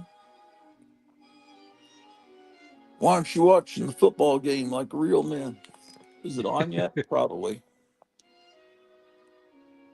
I'm probably the only person in the entire world that's listening to Seabird Christmas music right now. That's from YouTube. Um, I'd be recording Iron Man but I can't do that because I beam from the phone because there's no way to record from the Internet Archive. There's not an app for that on Roku, so I have to shoot it from my phone to the Roku box, and then I record it. Um,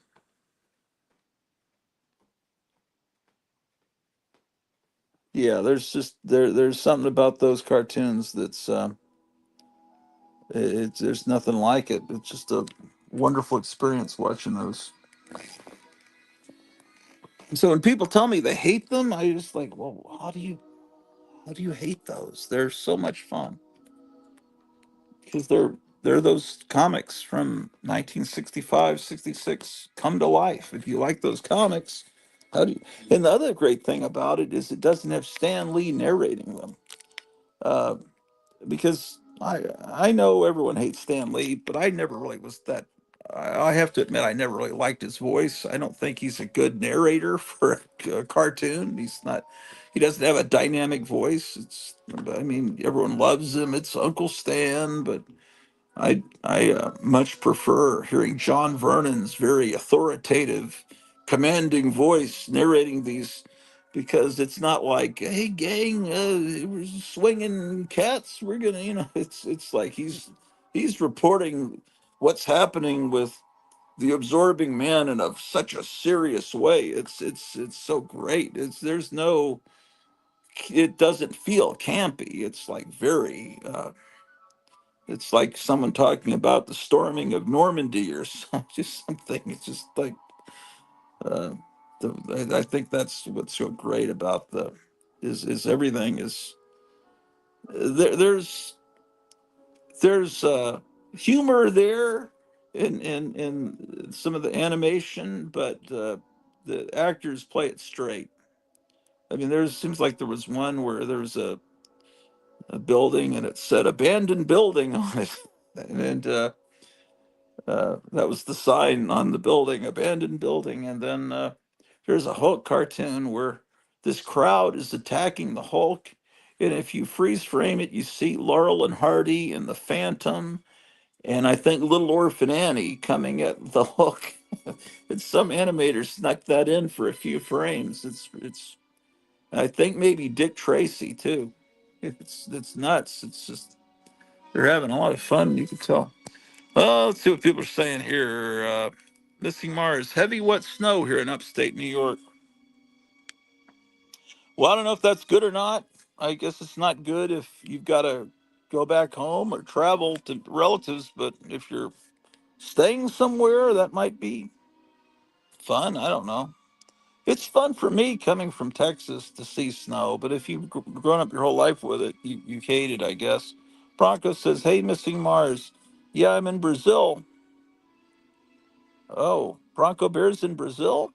Yeah, Yep. I'm in Brazil and it's windy today. Yesterday was very warm and humid. I don't do well with humidity personally. Yeah, no one who Yeah, well, that's does. what you get for living in the tropics.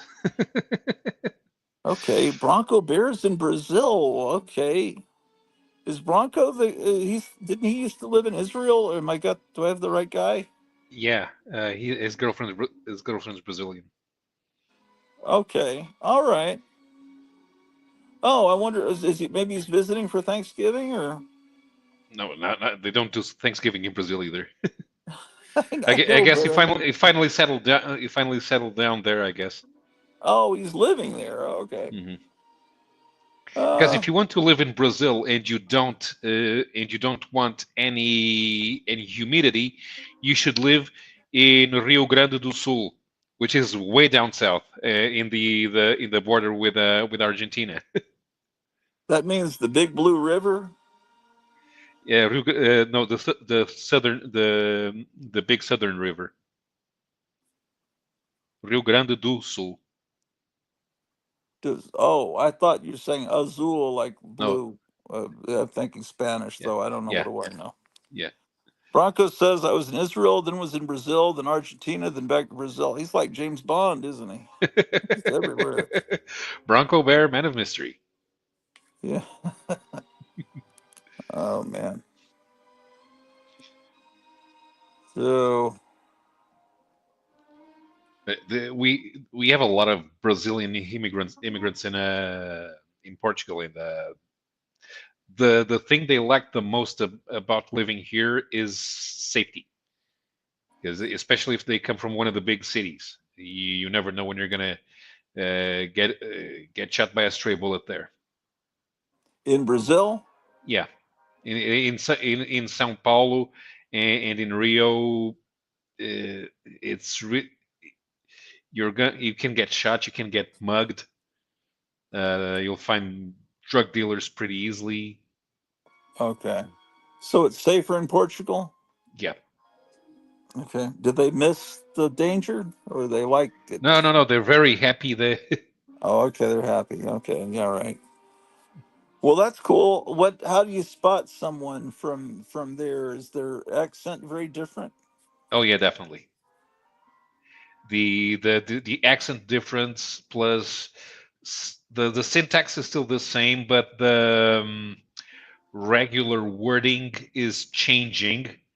The accent's completely different now. Some of the Brazilians have a hard time understanding us, uh, and I think that Brazilian will be a different language from Portuguese by 2500. Is it like if I went to Ireland or certain parts of England, or Scotland, I'd have trouble understanding? Is it like that, or is it more No, severe it's more change? pronounced. It's a Ooh, lot more pronounced. so is it like me trying to understand Shakespearean English? Is it that bad? Yeah, I guess you could put it like that. Yeah. Oh shit, that's rough. Yeah. Hmm. He says I have to go to Rio soon for some embassy business, but my fiance knows where to avoid. Thankfully. Yeah. Oh, cool. Yeah, you have to stick to some roads in some neighborhoods. I mean, the São Paulo and Rio are big places. There are neighborhoods which are safe. You just have to have a lot of money to live there. And if you live near the favelas, th- that's where you're going to start running into more crime.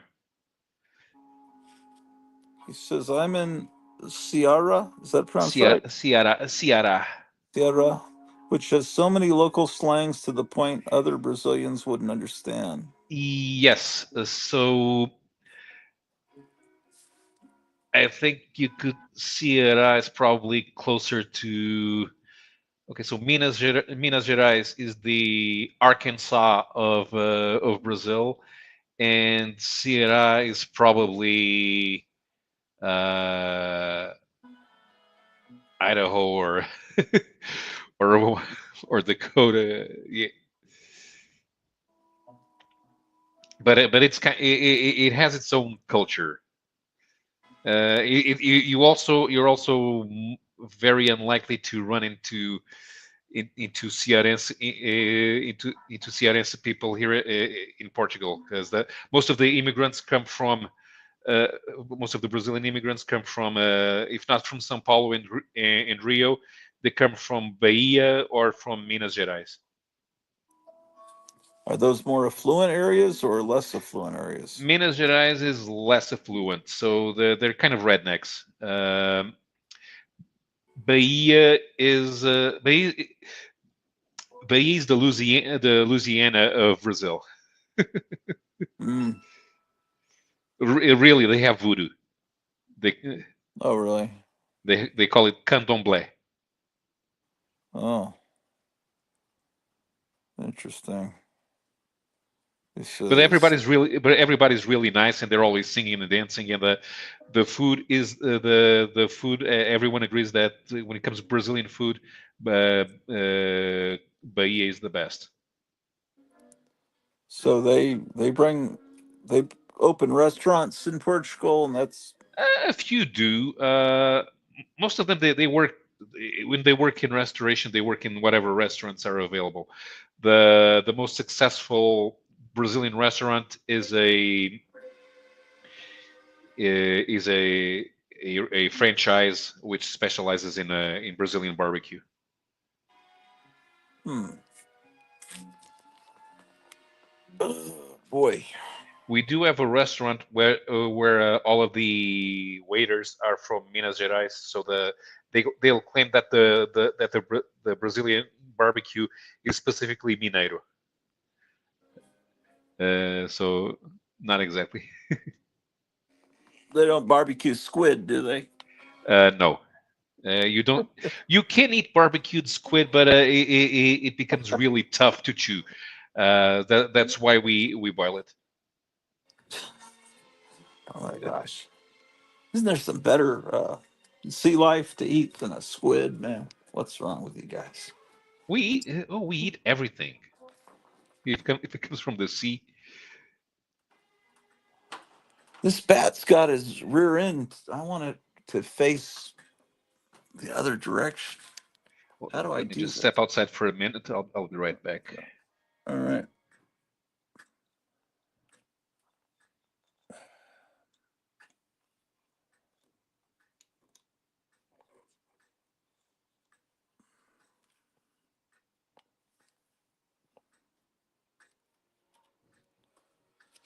Brazilian barbecue is big in certain areas of the East Coast. Ceará has carne de sol, which is marvelous, like a cured salted beef. Oh my gosh, it's incredible. Uh, let's see. Come on, bat, stay where you're supposed to stay.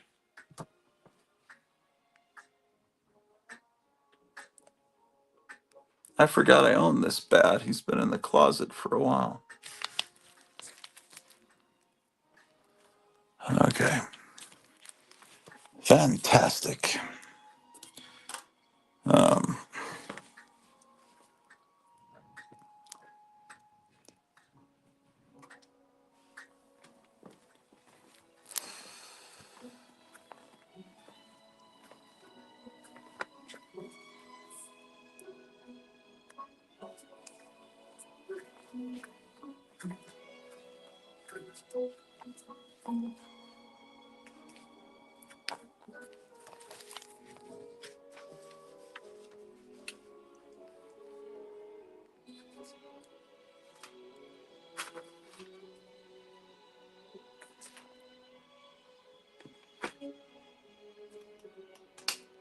Got some medicine last night, and I don't know where I put it.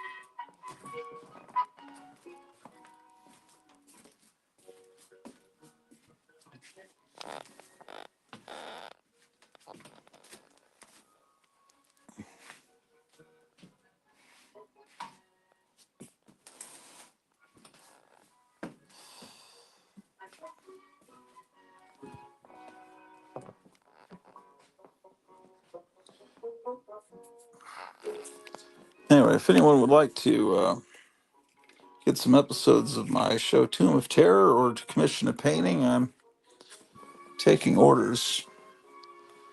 Hey, you're back. I'm back.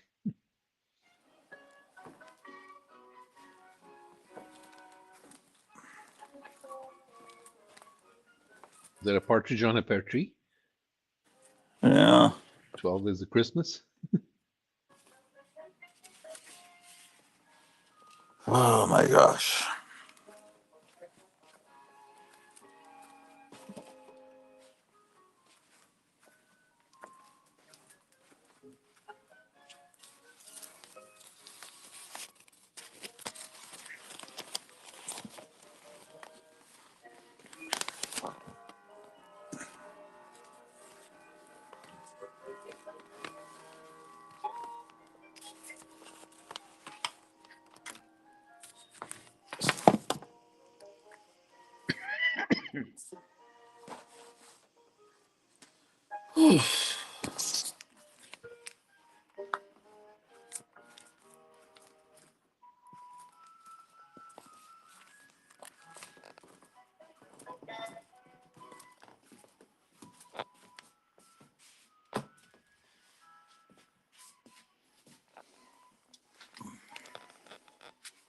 There's some flashcards that teach you Spanish.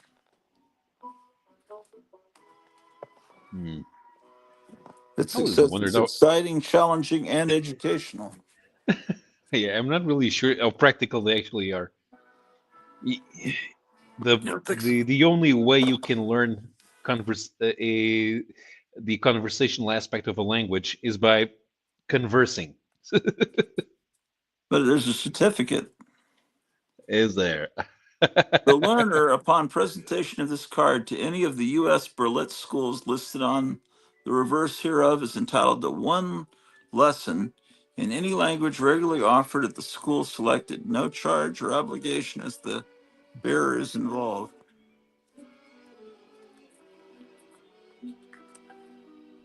The game of Espanol.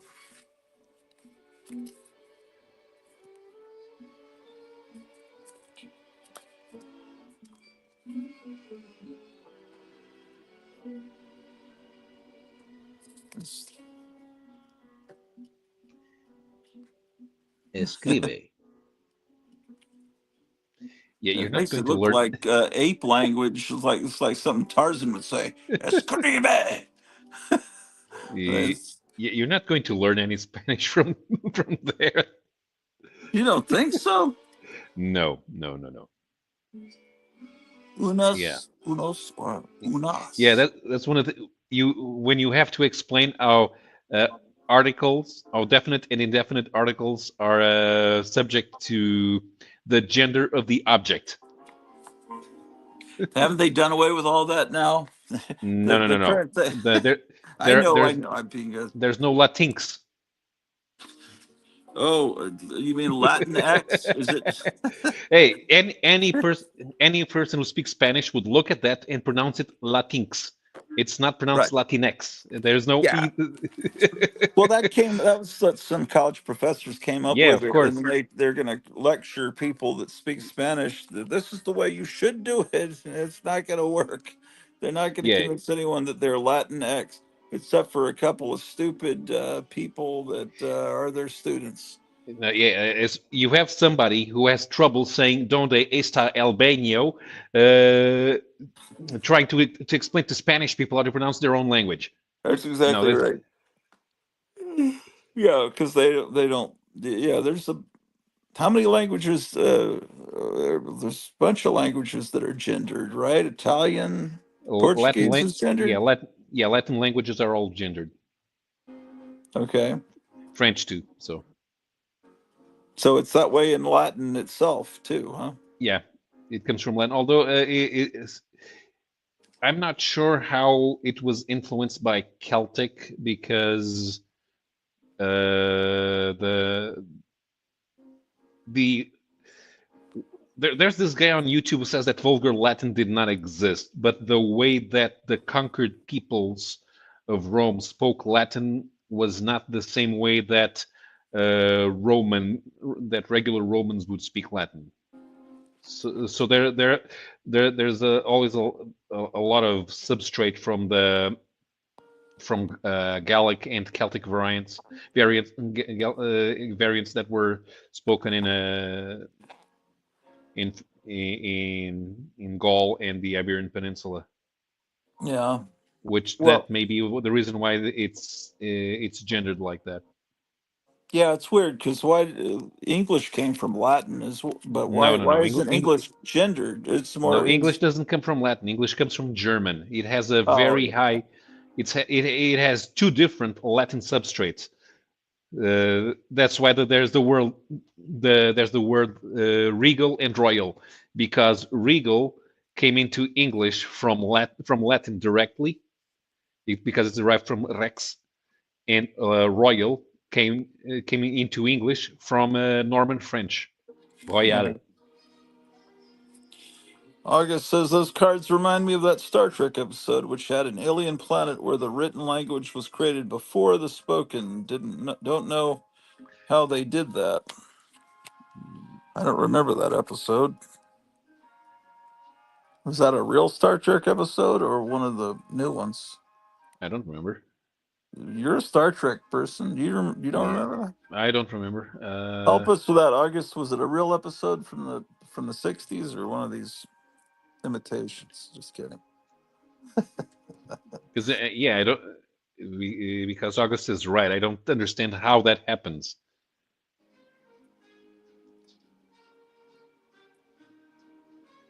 Writing is something that you use in order Oh, to preserve information, which you from don't need to do before civilization. Now next you gen. need ideas from next gen. I don't remember that one. Yeah, well, it's probably a Uh, Whoopi Goldberg episode. Oh my gosh. I don't even remember that those shows exist. When I think of Star Trek, I just think of one thing. It simplifies life. well, I do like DS9. It was sort of different. It got better as it continued. Is that the one Vo- with Janeway? no, that's Voyager. DS9 is the one with Cisco on the space station. Oh, right, right, right. I hear people say And that's good. yeah, and Voyager. Okay, most of Voyager sucks. It does.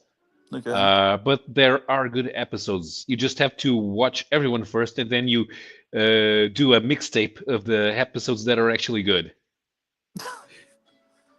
Well, Uh, that's En- Enterprise, I had my doubts about it, but when I watched it, I thought, "Oh, this is actually good." And the first series doesn't really go anywhere, but the second's much better, and then the third and the fourth one, they're amazing. And I'm glad they ended on the fourth because it ended on a high note. yeah. That's the one who Scott Bakula said in the past. Yeah, right. I think I was telling you I was getting into that South Park one, Mm. and but then I forgot about it during the pandemic and never got back to it. And then that guy pissed me off and with his politics, and I just never found it again. What was it called? Orville. Hmm. I mean, it seemed pretty good there for a while. Yeah. August says, "Did you notice that all the Vulcan male names begin with S and have 5 letters?" In the original series, yes, but after they introduced Tuvok, no. Why didn't they? What was Spock's brother's name in the sixth movie? I don't know. Wasn't he from the cartoon? Or No, my Cyborg. Yeah, I guess it was like, also acid 5 letters. uh, maybe they didn't show his brother. They showed other Vulcans bullying him as a kid in Yeah. the Hmm. cartoon. Uh, Brother was Cybok. Yeah. Yeah. Hmm. Okay, I had no idea that. The sixth movie. Did I see the? I must not have seen the sixth movie. At some point, there were one or two movies I don't think I saw. One was directed by Shatner. Everyone told me it was no good, and I didn't bother. Uh, and then there was the one with Kirk and the Next Generation cast, and I think I saw a little bit of that. But That was kind of weird. I it didn't was really the like it. yeah, me neither. Did the was the sixth one the one that Shatner directed? That may be the only one I didn't see. I don't remember who directed it. I don't. I I don't know I know. like I know I like the first five, but I don't like the sixth one. Okay, so third, Search for Spock. Fourth was the whale one. I don't remember what Mhm. the fifth was. The fifth one was where they brokered peace with the Klingons, and there were sides in both the Federation and the Klingons who didn't want the war to end. And Okay, sounds and Kirk, familiar, doesn't it? yeah, it does. What do you think's going to happen with all that? Do you think they're gonna broker peace? Yes, but it's not going to be 24 hours. It's going to take Yeah. a while. Hopefully, they'll be able to negotiate some sort of ceasefire because they're going to be negotiating details. And one thing is important because none of the European nations will want it. Absolutely no territory from the Donbass can be given to Russia. They, for practical purposes, they've already annexed Crimea, and that will be given to them. Uh, that will require some sort of payment from Russia to the Ukraine, but the Donbass cannot be given to Russia even for strategic purposes because it gets it puts Romania and Hungary in danger of a Russian invasion. Poland's already spending all of their money on making their army bigger because they're afraid that the Russians are going to come any second.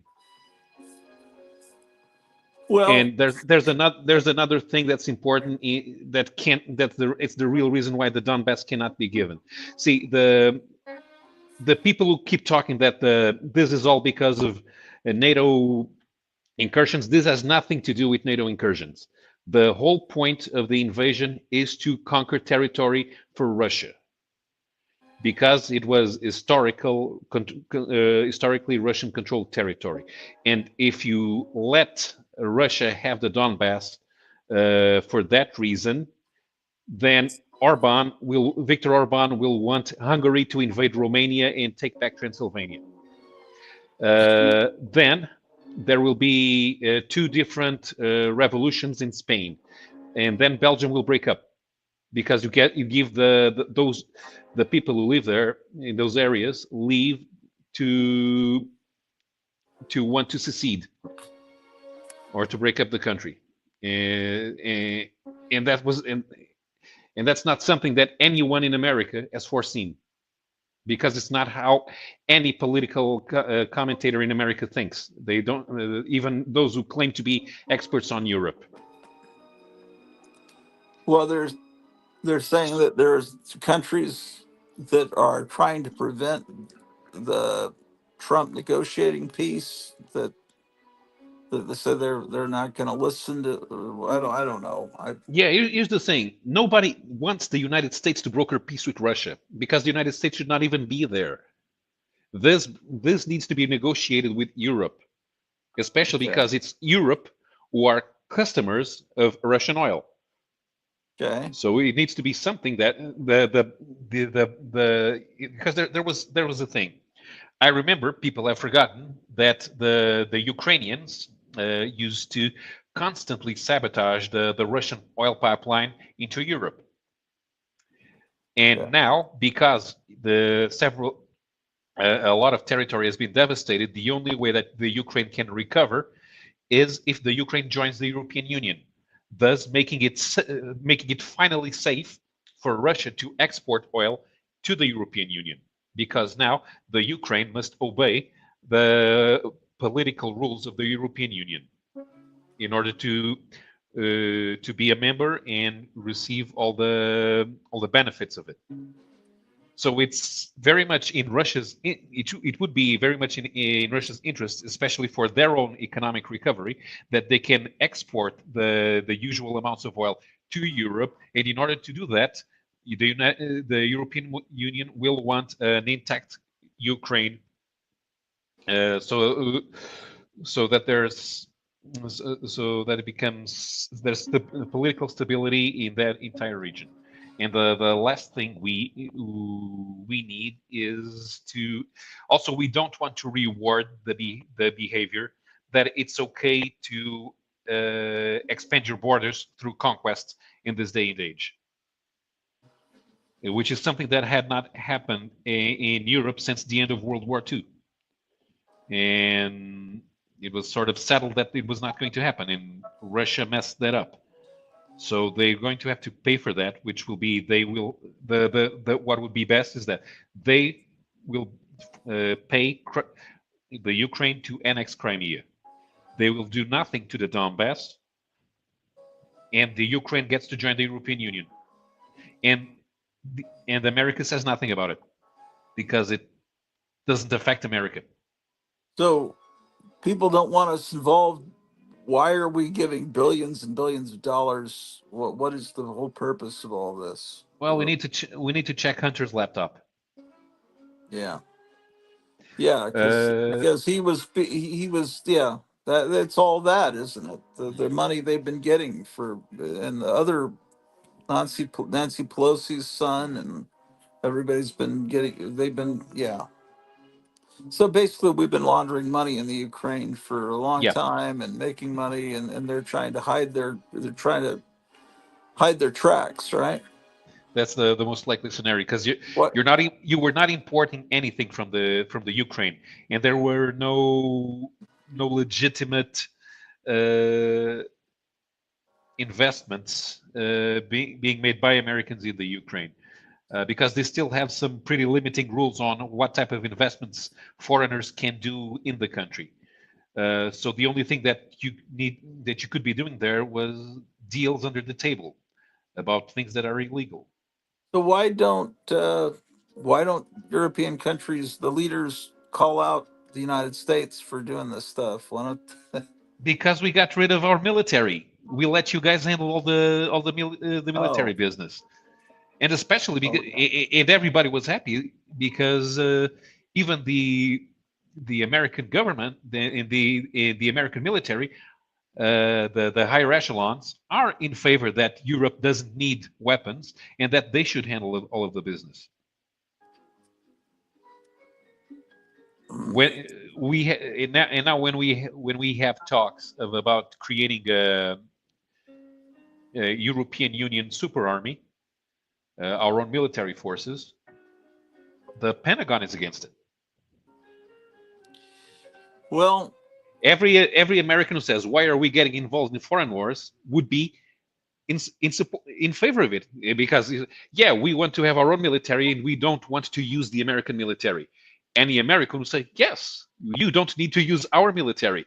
But the Pentagon says, no, only we get to use military. Well, I don't know. We'll see. It looks like Trump's talking about cleaning house of a lot of these corrupt generals and stuff. We'll see how Mhm. things go. Um, I August says I don't care for the Star Trek movies because they made Spock too human, defeated the whole purpose of Spock. If you know what I mean. In the new ones, or the old, or the with the classic cast. Because yeah, in the new ones, they totally messed up Spock. He's always Oh, getting angry and smashing stuff. yeah, I don't know what he means. I completely forgot there were new Star Trek movies. Yeah. Uh I liked I kind of accepted the first one, and then the second one was I don't know how many did they make? 3? The new ones, yeah, they made three. I don't even think. Oh, yeah, the third one was was a con one. I didn't see that at all. Yeah, it's yeah, I didn't mess with that. Um I'm just looking forward to I'm looking forward to this James Gunn DC stuff. Creature Commandos, I think it's in a few days coming on television, and the Superman movie. That's about all I'm looking forward to. Um, I don't know even what else is happening in Hollywood. Um,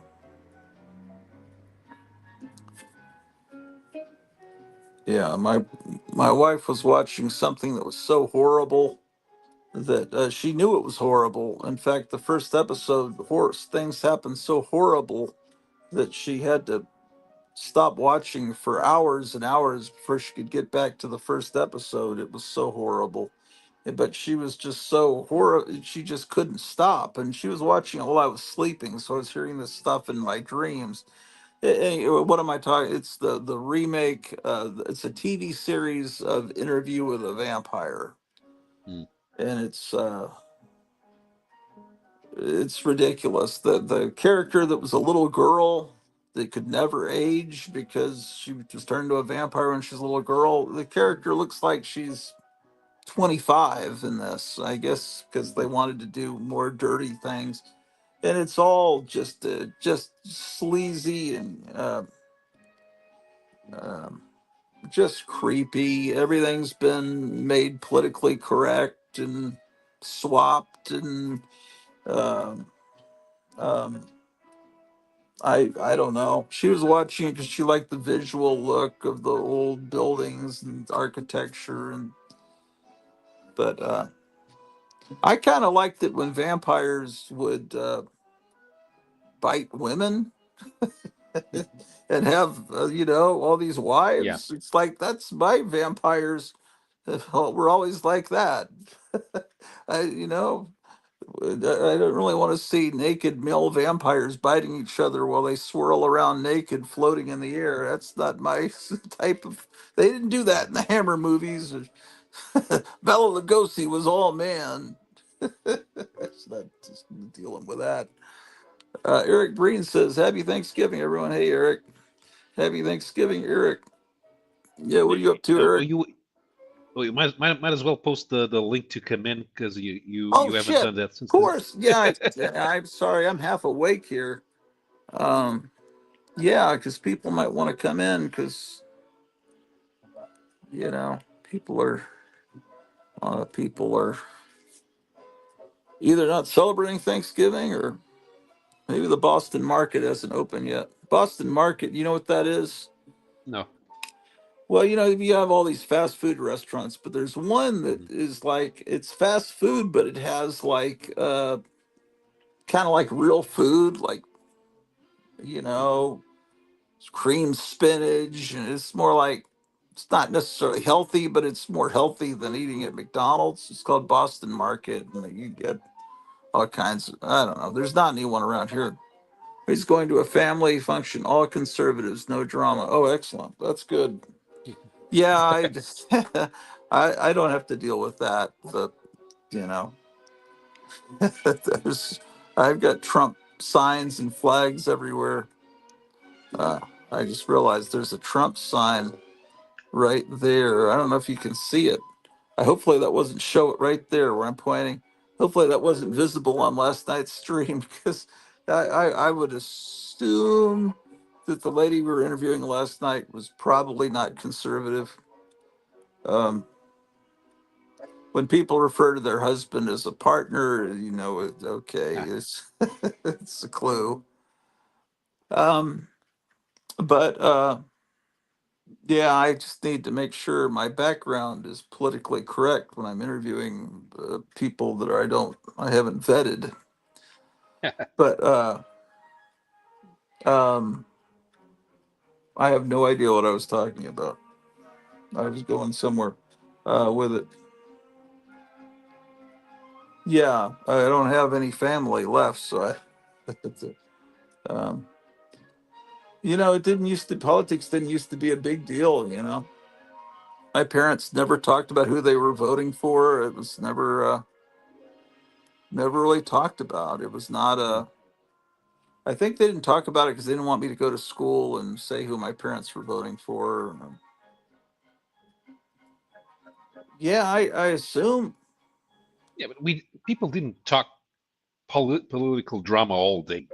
Well, it didn't And used to I- be. now, The Democrats didn't used to be horrible, satanic, communist, witches, warlocks, scum, filth, pieces of shit. They used to be just normal people. I don't know when this change happened. It's relatively recently. I remember, you know, Democrats. Some of them kind of seemed a little bit kind of weak, but I didn't ever. It was didn't seem like then change has happened so gradually. Because I remember in sixth grade, you know, who's voting for Ford, who's voting for Carter. It's like, who cares? I mean, Carter didn't do a very good job as president, but I knew that he seemed like a good man and everything. He had kind of a weird brother. Oh well, you know, and Reagan came in, you know. I think it might have been when well, you know what it used to be is they used to have an equal time. Oh shit, Paulo's gone. Is he still there? Oh, he might have gone away, man. What happened? Oh, he's gone. um, okay, they used to have an equal time doctrine. So if you gave 30, if you had someone on your radio station that was Republican, then you talked to them for 30 minutes, you'd have to give 30 minutes to a Democrat. So they just stopped talking political because they didn't want to have to. Okay, we talked to this guy. Now we got to get someone else. Big pain in the ass. So talk radio. They talked about UFOs. They talked about what's going on in Hollywood and whatever. They talked, you know, things like that. And you know, like I remember when Poltergeist came out in Dallas, they had a different rating system for movies. They would on movie ads for movies that played in Dallas, if they had a local rating board. So if a PG movie came out and they thought it was more like an R-rated movie, they would put not suitable for children on the ad, and the local theaters would treat it like an R-rated movie as far as the parents had to be with the kids to get them into the movie. And I remember that happened with Poltergeist, and that was a big topic on the local talk shows, radio. I'd listen to that, but at a certain point, I think during Reagan's presidency, they did away with the equal time doctrine. And so you could go on for 3, 4 hours and just talk about your politics, and you didn't have to give 4 hours to the other side. And that's when things became extreme. And most talk radio is conservative because liberal talk radio, no one listens to it. It does. They tried to start a liberal talk radio station network. It didn't work.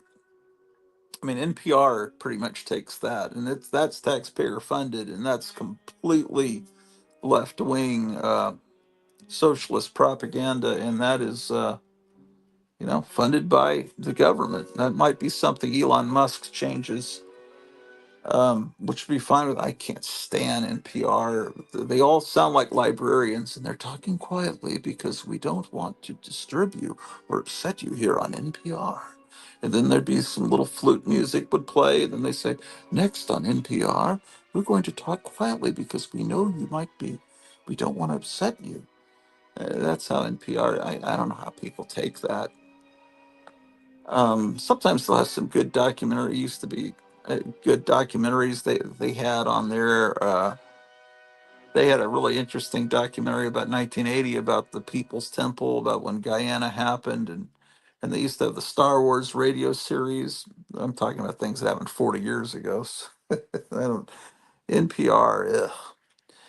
Um, but I don't know. At some point, people became more polarized, and it's. I think it's just because we've been gradually we're being taken over by these hateful socialists and it started in the academic world. These hippies got worked their way up into um, Ivy League schools, and it's college professors, and they taught their students this is the way you should believe, and they've infected. It's just we're in a socialist revolution, and now people are starting to realize how bad it is, and that's why we had this landslide. They say it's not a landslide. It sure seems like a landslide to me. Um, let's see. Meyer says, excellent. Same. Going to my son's for dinner. And Glinzer says, once Dems thought they had to cater to people they deemed minorities or underprivileged, they went full wacko, says Glinzer. Yeah, I just know it'll be an interesting 4 years. And hopefully 8, 12, whoever takes over, some of Trump's people succeed him, and hopefully we'll never see this insanity ever again. Like when Wonder Woman, uh, Gal Gadot or Godot, I want to pronounce it Godot because it looks like Bridget Bardot, but I guess it's Gadot. Gal Gadot. Remember when during the pandemic when she started singing "Imagine," the John Lennon song, which is basically a communist anthem. I love John Lennon's music. Don't get me wrong, but that's can you imagine no possessions? Imagine no movie posters and comic books and rock and roll records. Are you kidding me? Come on, John Lennon. No, I can't imagine that. No, of course I can't. um, anyway, so they were singing that with a bunch of other idiot celebrities. That was a real low, man. Okay, well, I don't know. I put the link and then Paulo disappeared. Maybe he was telling me to put the link so that other people would show up so he could leave. See, he probably has to get back to work writing, man. Oh my gosh, Christmas music. Wonderful.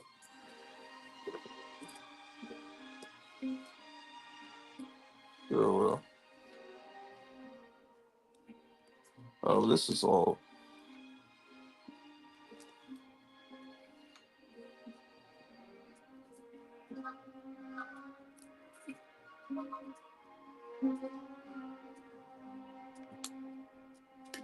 DVD plus are ridiculous.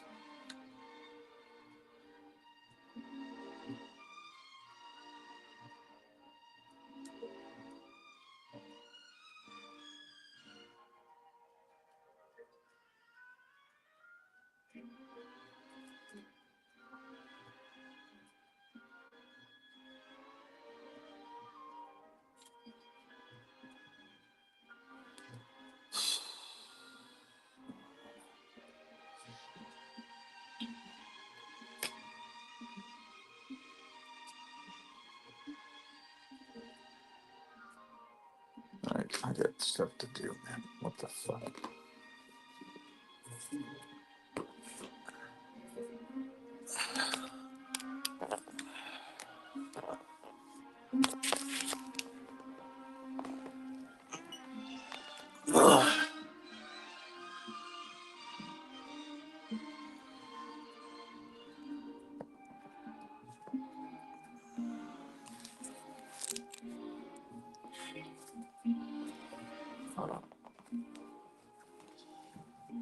see if the bat is aimed the right direction.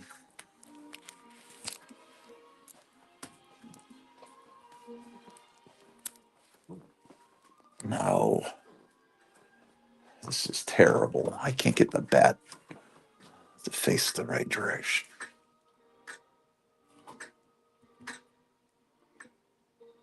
Oh, maybe if I move the bat to the other hook.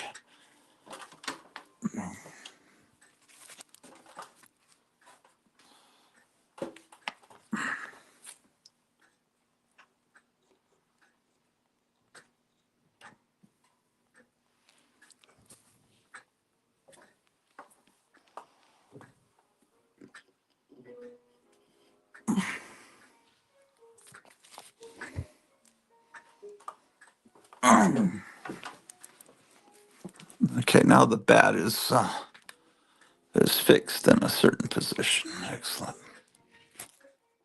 I'm trying to make it look more dignified. Okay.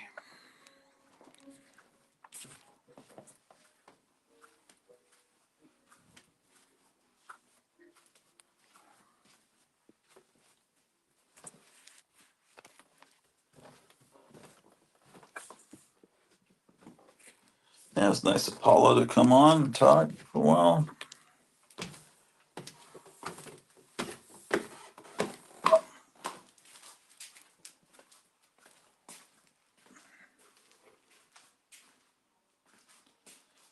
Okay.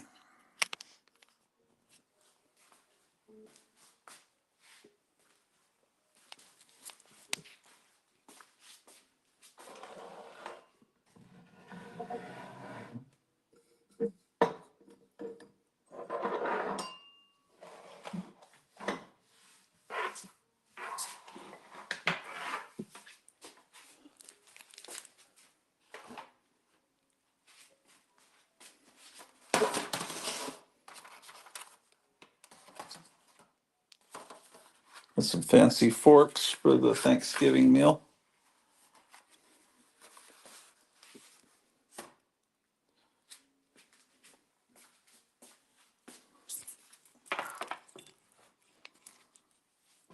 And we're back.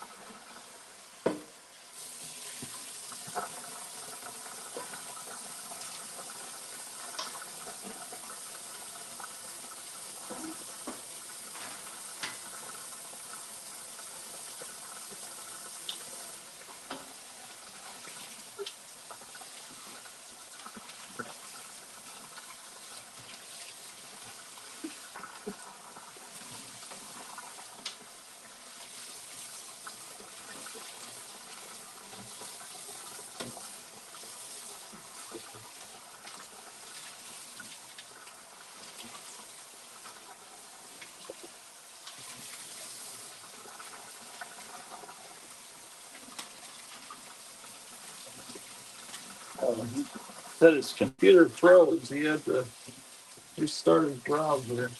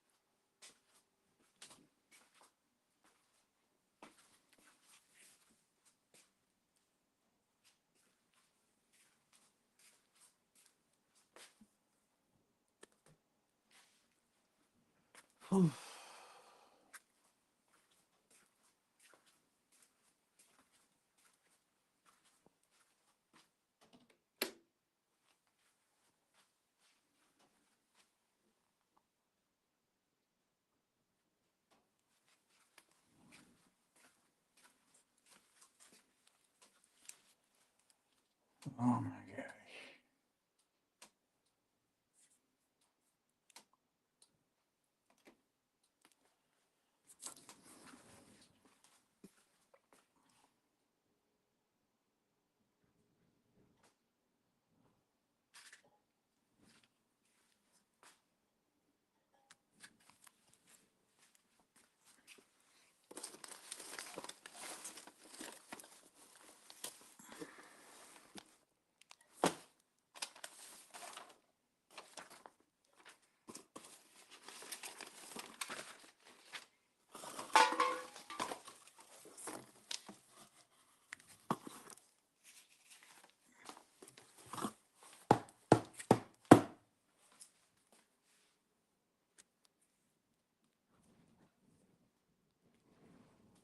If I work hard over the next few days, I could probably fix this mess.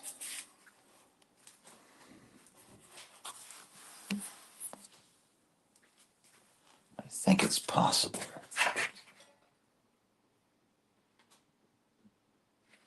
It's not a rotting corpse head.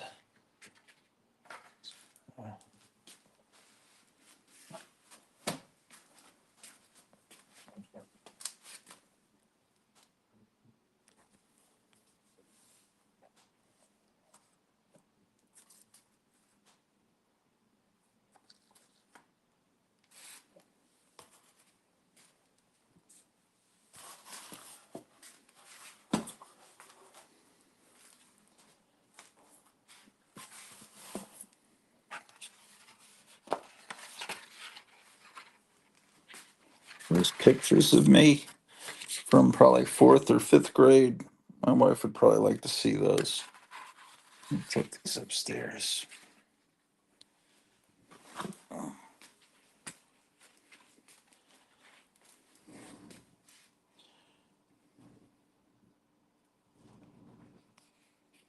Okay.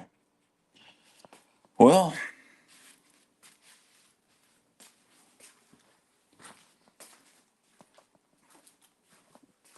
I think I've got the kitchen kind of set up a little bit.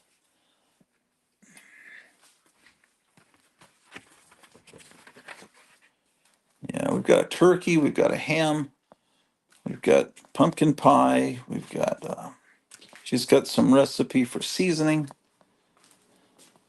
and we'll start at some point. Um,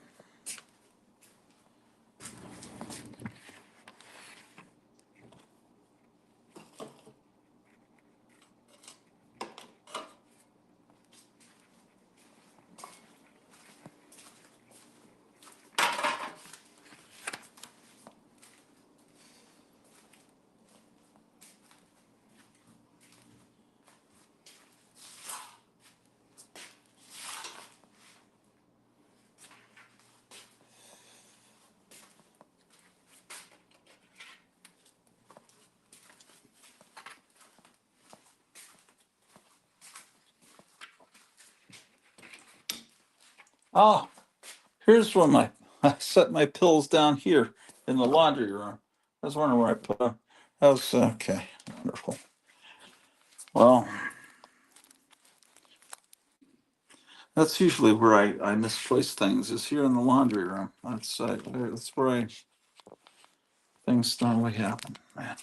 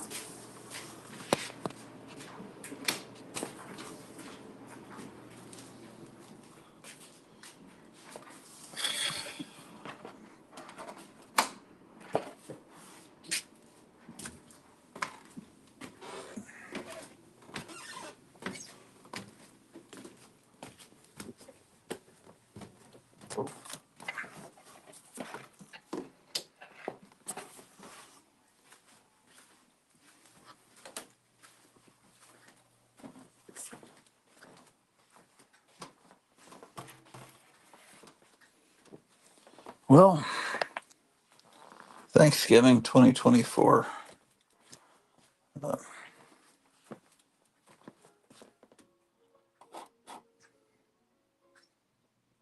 oh, there's the cat. We'll have a wonderful Thanksgiving at some point today or tomorrow. Um, Hopefully, you guys are appreciating your families, and I'm thankful for, because this could have been a really miserable Thanksgiving if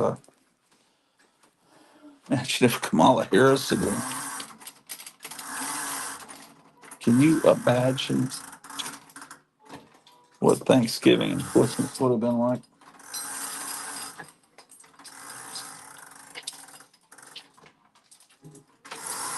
At least we have a hope for a future now.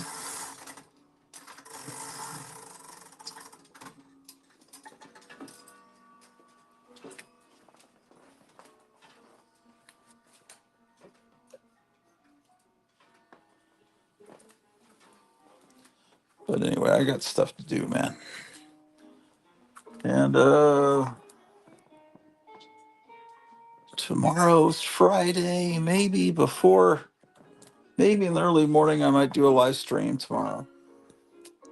See how it goes. Maybe, I don't know. Maybe I'll talk to my wife. Maybe tonight while we're eating or whenever we eat, man, maybe she'll want to share with you guys for a little bit or something. I don't know. I don't know.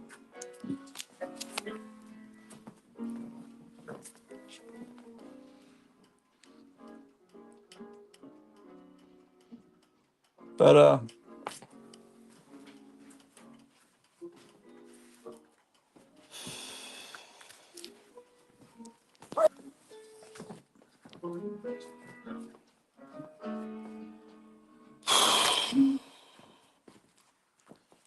do I want to keep recording the Christmas music or do I want to record Iron Man? Honestly, I'd rather be watching Iron Man right now. Let's see how much longer this has to go.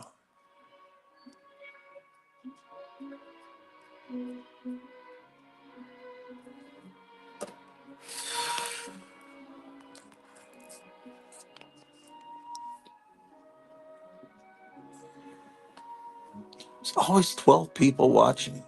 12. It's always 12. It's always right around 12. It averages out to 12 people. It's right now, it's 12.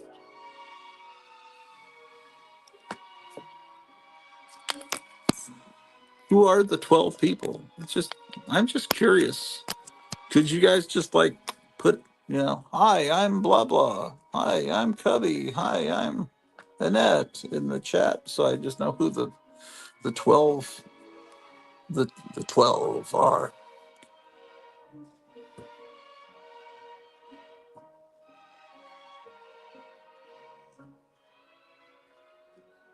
Perhaps it should be Gratu and the 12 Jerks. That should be the name. Gratu and the 12 Jerks.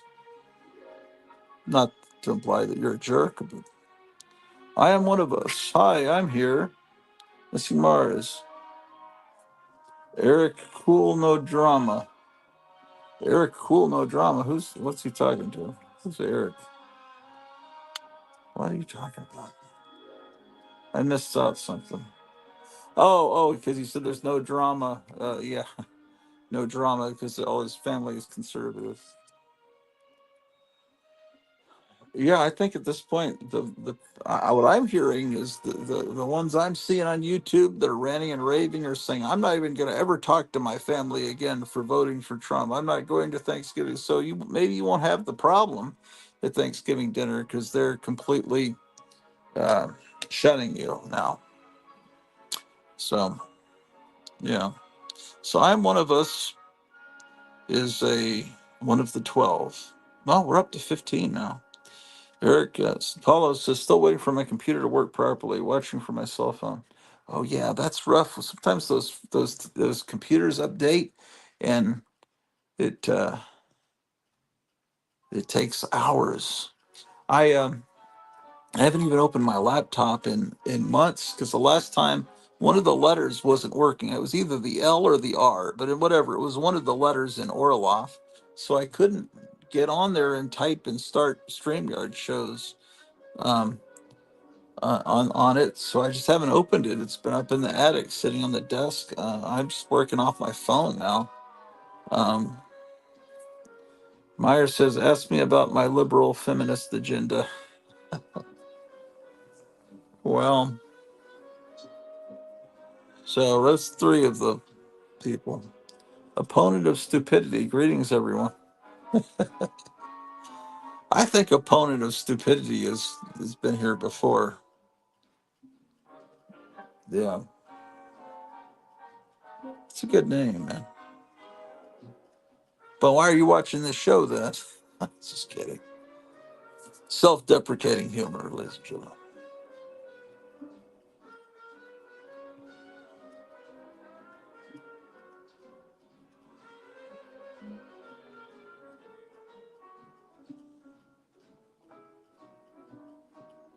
It'd be nice just to go somewhere with family, and they're the ones that cook, and you go there and you eat and you share with them great conversation, and then you pretend to watch a football game and go home. That would be great.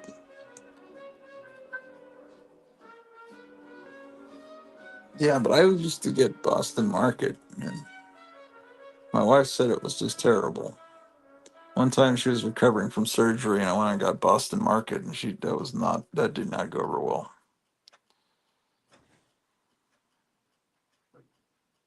But we got some great stuff from the local restaurant. It's just all we got to do is make sure. I think all we got to do is really make the stuffing and get the turkey done. And I'd do it, but I don't know anything about cooking, man.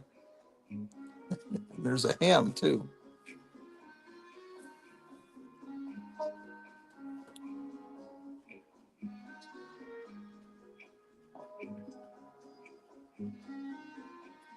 And I miss my family.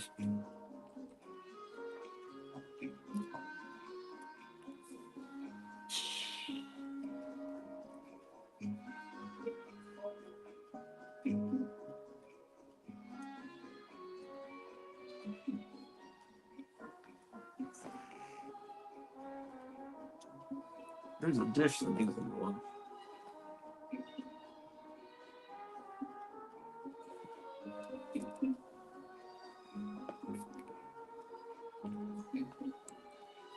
Oh, so what's coming in? Oh, it's Paulo. Amazing. Hello, Paulo. Yeah, that was weird.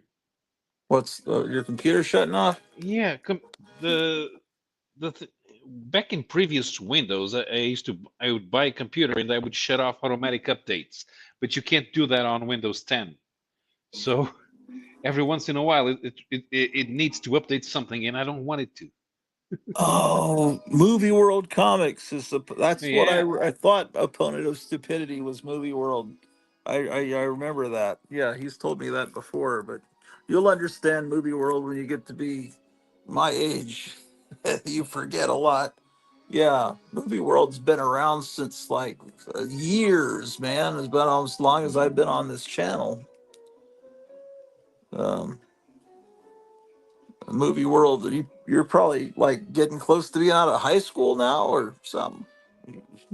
He was always one of the younger viewers, but smarter than any of the people my age.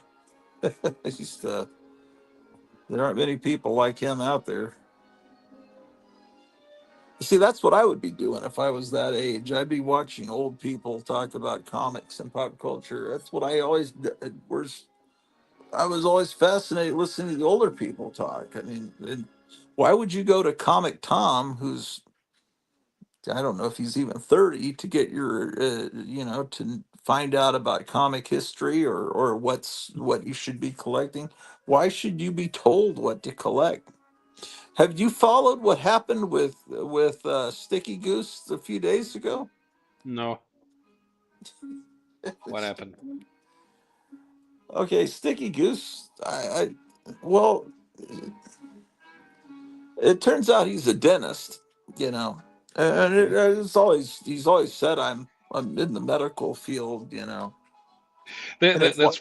That's one of the jokes from Diversity in Comics. Your boy Zach. This is all the people collecting comics now are 45-year-old dentists. Yeah, well, he's a little younger than that. I think he's right. What it is okay. So it all the trajectory is all as I thought it was. I mean, Sticky Goose came to my awareness as this obnoxious idiot that was going into comic stores with a camera strapped to his chest and demanding to see where all the key issues were. And then the owner was like an older guy like me. It's like, hey, go, look, they're everywhere. Just then he was like, I can't imagine why they don't have the key issues separated. And he was bringing in slab comics, wanting to trade with the comic store owner, and then he was wanting to trade with other customers, which is a no-no. You don't start trying to, get the customers to spend money or resources with you instead of the store owner in their property. And so because he had a video, I was kicked out of 3 comic stores in the same day. Anyway, so then that's how he became famous on YouTube, I guess, famous, whatever, infamous. And then uh, he started, getting angry, not angry, but making fun of other people on YouTube. And then it he did this roast where he roasted all these people without their permission. And someone complained, and that video got taken down. And then he got this guy Swaggle House, which I think he's some big deal on YouTube, where he tells you what comics to invest in. And then he got Comic Tom on a live stream, and basically what I figured out is this guy was buying all these slabbed comics. He got into comics during the pandemic.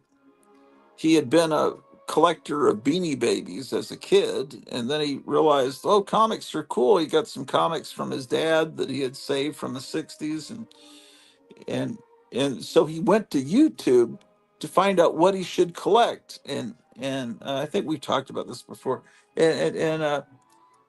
And so Comic Tom and Swaggle House were his main muses that told him what to buy. And then he started realizing they're not giving me good advice. I'm losing money. And then he actually read some of the Silver Age Marvel, and he said these comics, it's almost like they're written for children. I told you that before. And it's like, yeah. And so, but I kind of started not to like him, but I kind of liked the fact that he was standing up to the idiot. He was like an idiot, and then he realized I'm an idiot.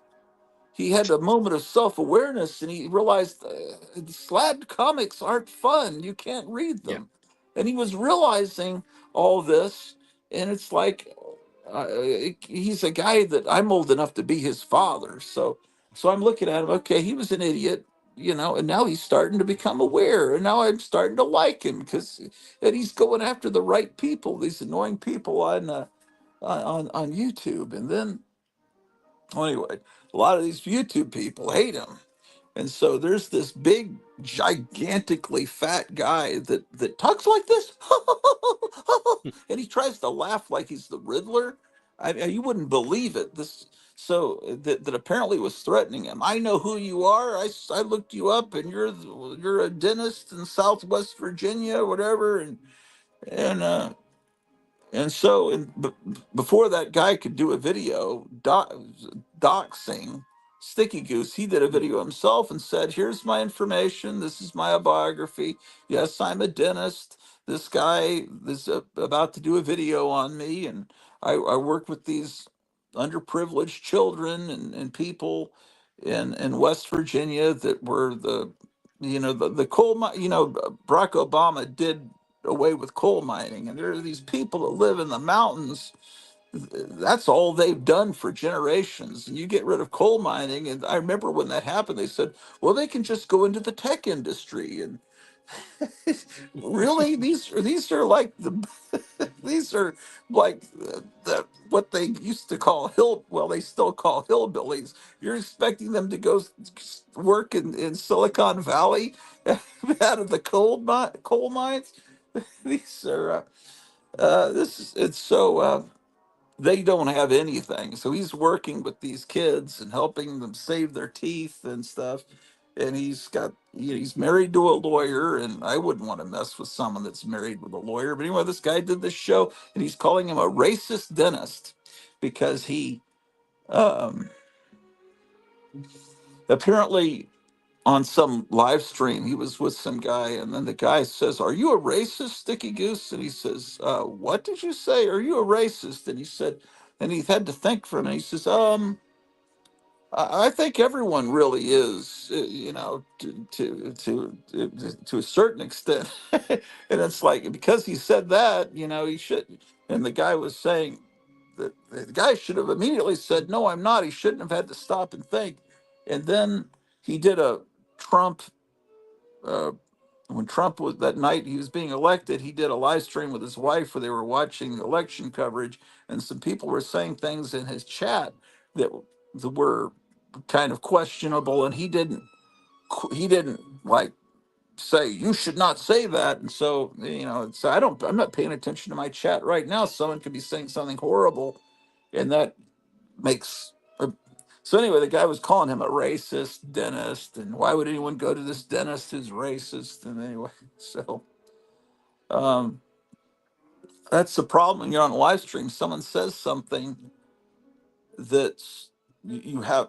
If you don't immediately stop and say you were wrong for saying that, then you're complicit in it. And or if they say it in your chat. But anyway, so someone was trying to dox him, not his street address, but just what his profession is. So that's what happened with him lately. But he's just got this self-image problem. He wants to be a real collector, and he doesn't really understand. But that's because he was following the wrong people. He's following these young people that don't know anything about anything. Let's see what people are saying here. I'm just a caveman. Whatever happened to the great, awesome channel, Dr. Orloff's Comic Book Dungeon? Whatever happened to the great, awesome channel, Dr. Orloff's Comic Book Dungeon? Did you use that name for a week or so? Oh, did I? I think so. Yeah, I remember that. Did I say dungeon? I've got another channel that You did. I have, but I forget what it's called. But the other channel, is like when I lost my phone and I had to use my wife's tablet. I couldn't get into my other account, so I used. So there's a show out there where I'm searching the whole house for my phone, and it's it's on the other account. The other account. Um, yeah, I don't know. I don't remember ever calling it a dungeon. But if I called it comic book dungeon, I probably changed it pretty quick for the same reason. Uh, because I don't want to Exclusive. just be talking about comic books. That really is, and that's why the comic Crypt of Castle Hills changed his name to the Memory Crypt of Castle Hills, Mhm. because he wanted to talk about concerts that he went to as a teenager, and music and things other than comics. And I completely understand that. That may be what happened. Hopefully, this channel is just as awesome, Mr. Caveman. Shazam Boy 53 says, I'm 100% in agreement. I'm in my 70s, and when I came into the hobby in the early 60s, my mentors were young men who were primarily science fiction fans who were also into comics. Yeah, that's what I remember. I mean, I'm about maybe 10, 15 years younger than you, Shazam Boy, but yeah, Aviron says he didn't like the position of the slabbed key. Shazam Boy says the youngsters today mean well, but they often prefer incorrect information. Yeah, however you pronounce it, incorrect information, which then becomes perpetuated by their listeners. They should be visiting sites like Four Color Fossils for true history. Yeah. Aviron says he gave his 2 cents on how to run a comic store without ever doing it, or any retail business for that matter. Yeah, he was a very misguided guy, but you know what? He he was coming across as very obnoxious, but I kind of, once you know what he does for a living and how he helps kids, and you see his wife seems so nice, you realize he must really be a nice guy. He rust it, you kind of want to like him, but he's just is the type collector that I hate. He does it the wrong way, but he's been taught that way by YouTube, and he doesn't have the connection, the physical connection to the comics I love as a kid. I was buying Tomb of Dracula and Werewolf by Night when they came out. I just didn't happen to get the Moon Knight issue of Werewolf by Night or the Blade issue of Tomb of Dracula. I just, for some reason, didn't have 20 cents that month. I don't know how I missed those issues, but I was buying every issue around them. And so when someone's buying books 30, 40 years later, and they don't have any emotional attachment as from those are books they read as a kid. So I remember Sticky Goose was selling off his entire Werewolf by, he bought every issue. You have all the money in the world, you can buy everything, have every issue in pristine mint. I was buying them as a kid, and I tried to fill in my collection as I could over the years, but I just chose the wrong profession, or maybe I chose the right profession, but I didn't choose one that would give me the kind of money to buy. Like Kevin just got an amazing, all these mint condition Silver Age comics, and it's like I'm trying to get a few of them, but people are swooping in. One of our friends that we all know just spent like $800 buying books. It's like I just can't do that. I would not stay married. I couldn't do that and stay alive because I wouldn't have money to eat. But that's just because I could have, if I had decided to become a doctor or engineer or a lawyer. I imagine I could have done it. But I didn't have the initiative to do that. It's too hard, too hard. I could have done it, but let's see. What are people saying? Um, Missy Mars says, Kevin, me wants some Silver Age you just acquired. Yeah, me. He talks like the Hulk. Uh, yeah, they're high dollar. They're not. They're a high dollar because they're in white pages like at the first appearance of Mary Jane, and he opened the comic, and you could just see how the cover would snap back like it had never been opened before. It's like a brand new comic or book that just, yeah, like it's just from the printer. Um, I guess he still has that. That's like a $400 book. I know you're a grammar guy, Gratz, but I find it funny. Yeah, no, it's not that I'm knocking your grammar. It's just I keep forgetting that you're my age. I keep thinking, oh, it's a little kid, man, missing Mars. He's that 8-year-old that watches my show. I just, Those stupid Super Baby and Wonder Tot comics. No 2-year-old says me climb stairs. No, that's not how 2-year-olds speak. um, yeah, I don't know what happened to Dr. Fives. That's all speculation. He just disappeared one day. It's kind of like Frosty the Snowman, right? He just he melted. I don't know. I have Peter Pan syndrome, forever youthful. Yeah, I think we all have that. But um, yeah, Minus the acne. yeah. Yeah, I don't know what happens to people. People come and they go. It's kind of like life, right? You have friends, they come and go. Family members. Um, yeah, Dr. Fibes was a cool guy. Just one day he's gone, poof, and every sign of him on the internet is gone. So I can't tell you. I mean, last I talked with him, he just says, "Oh, I'm just trying to come up with a new angle for the internet." So we'll see. Um, Yikes! But I don't know. Eric Brain says me disagrees with Paulo. Well, I like the Super Baby comics, but yeah, you're right. I've never really seen a baby talk that way. I don't think, but um, they should have gone more with Super Baby having tantrums and wrecking half the town. That's just because he just had to go to bed, have a bedtime, and several neighbors' farmhouses got destroyed. That's where they burst into flame. I think they did that. Didn't they do a movie like that about an evil Superman, Superboy? What was that called? Jupiter Rising? Was that it? No. Oh, it was. I think James Gunn produced it. It was called.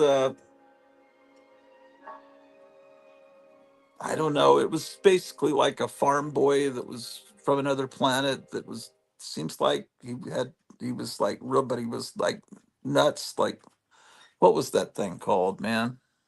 It was just about 4 years, 5 years ago. Uh, Someone will know in the chat.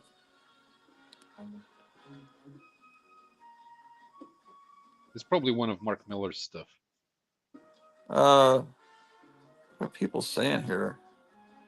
What happened to the Centaur? Well, the Centaur has lately been on his Zork. He hadn't been on in a few days. Uh, the Zork, he has many names. He says he has 200 accounts on here. And then someone was saying, well, why doesn't all 200 of his accounts subscribe to you, and then you could have 1,000 and get monetized? But he disagrees. I don't know. Oh, that channel you had is there up. Uh, I still have the channel up. Is that correct? I don't understand. If you created the other one with a different email, you Oh, won't still. be able to aggregate it to this one. I don't. I don't necessarily want to. It's just okay. So that's what I call it. Okay, that's the name of the other channel. There's only maybe 2 or 3 episodes up on it. Hmm. But that's basically if I record something on my wife's tablet, it'll go to that account because I'm logged into that. But I don't remember how to log into that. So as long as her tablet stays logged into that comic book dungeon, yeah, I don't know. That's it, the channel exists, but I don't log. And I have one on Rumble too, but I haven't done anything with that in a while. Yeah, It's yeah, really a that's the pain. problem. The thing about Rumble is that everyone agrees we should all move to Rumble, but it only works if we all move to Rumble at the same time. Otherwise, Right. we'll just keep coming back because the rest of the people are still here.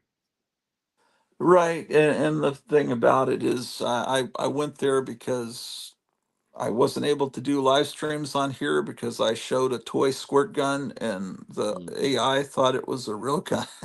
They thought you're handling firearms. And I said no. And eventually they put the episode back up and I guess acknowledged that they had made a mistake. But in the meantime, I figured out how to do a live stream over there. So I have a live stream over there that was never seen here, but you have to go through these it's not just real easy to do a live stream on Rumble. You have to it doesn't connect. StreamYard doesn't connect with Rumble. Maybe it does now, but it didn't then. You had to go through some other back channel to get it on there. And there's not as many people there that are into this kind of stuff. And then Rumble started just about a month and a half ago loading it with commercials. Like whenever you start a stream or a show on Rumble, you have to sit through two commercials, and sometimes they're long infomercials that where if you can't immediately skip, it goes on forever. And then about at least every 10 minutes, then there's more commercials, and it seems like it's gotten a little better lately. The commercials are a little shorter, but it's ridiculous. Well, StreamYard Yes, says that you can do Rumble videos from them, but it you requires need, extra steps that yeah, are hard if you're not a computer yeah. person. Because I did it, but it was like I Mm. never am I ever gonna be able to remember all those steps or want to go through all that again? Uh, Uh, it probably just needs muscle memory. I thought he was obnoxious on purpose, create controversy and hype. You must be talking about Sticky Goose. I think he was, yeah, having fun with it. Yeah, if that's who you're talking about. Yeah, I mean, Howler Mouse told me that way back in the beginnings of the internet, in the early days of YouTube, he went online with some guy, and before they started the show, they wanted, hey, let's pretend that we hate each other and we have Oh, beef with just trying to make kayfabe. And like what's, wrestling. Yeah. yeah, but what's the point? Yeah, used to listen to West of the Rockies, Art Bell. Yes, of course. Um, okay, I was off on a tangent. Now I finally remember. I was talking about my wife watching the Sci-Fi Channel show, and it was on YouTube. Someone had recorded it on VHS, and they were talking to different rock and roll people about comic books. And I was realizing this is in the mid 1990s, but it's just like the way a YouTube show would be today. And because it was clearly probably started as a Canadian public access cable show, it's what it looked like. It felt like a public access show that had been uh, that the Sci-Fi Channel had picked up. There was another show called Mysteries from Beyond the Dominion or something, and there was a weird science guy on there.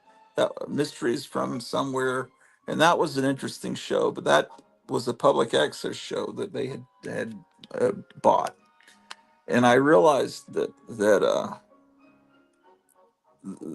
the YouTube shows did not start with YouTube. They started on really the thing. It started on public access. That's when ordinary people were able to use television technology and be seen by other people. Um, was public access in the 80s and 90s, and then YouTube came along. And at first YouTube was not as wasn't the right format because you could only do 10-15 minute long videos, and you couldn't do a long form show. So um so I think the real pioneers would be of what's being done now would be people like Joe Riley that did the Hypnotic Eye and other shows like that. I'm trying to think of some of the other shows, man. There were some crazy shows. Some were completely they could never be put on the internet, but Man, there was a show done by Al Goldstein in New York. I think it was called Midnight Blue, and it was pretty extreme show. But that's kind of the I think the origins of all this go back to that. So um, as far as being able to do your own show, um, because before then you had to be had to be on a network, to be seen. So I don't know. Um, Okay. I have to go now because I have to oh get dinner done. yeah.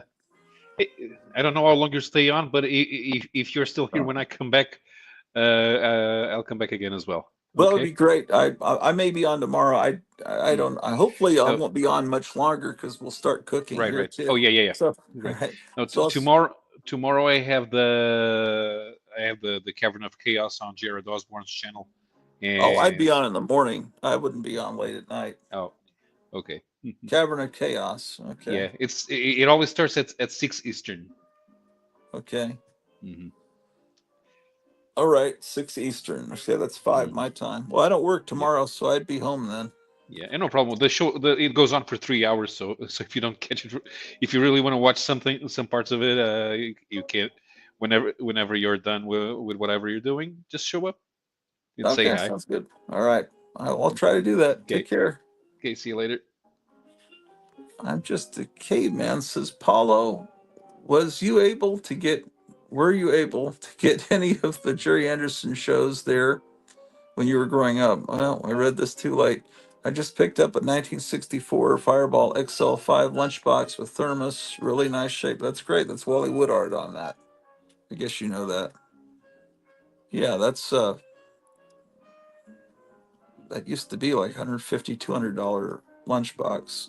If it's in really great shape, maybe it's more now. Hopefully, you didn't pay that much, but it's definitely a beautiful lunchbox. Yeah, you don't hear people talking about collecting lunchboxes as much lately as you used to, do you?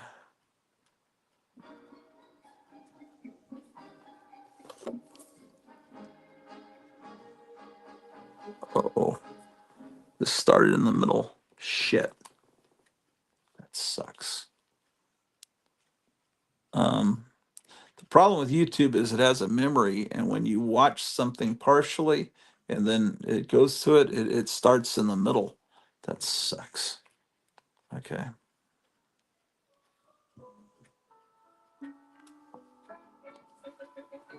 Um,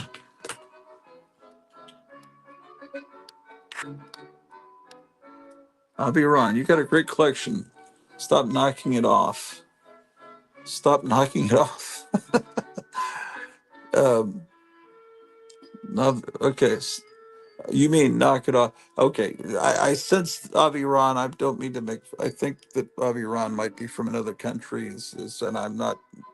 So what you mean is you got a great collection. Knock it off and and stop apologizing for lack of great condition books. Who cares? You have the book and you actually enjoy them while the high grades are locked up. No visitations. True. Yeah.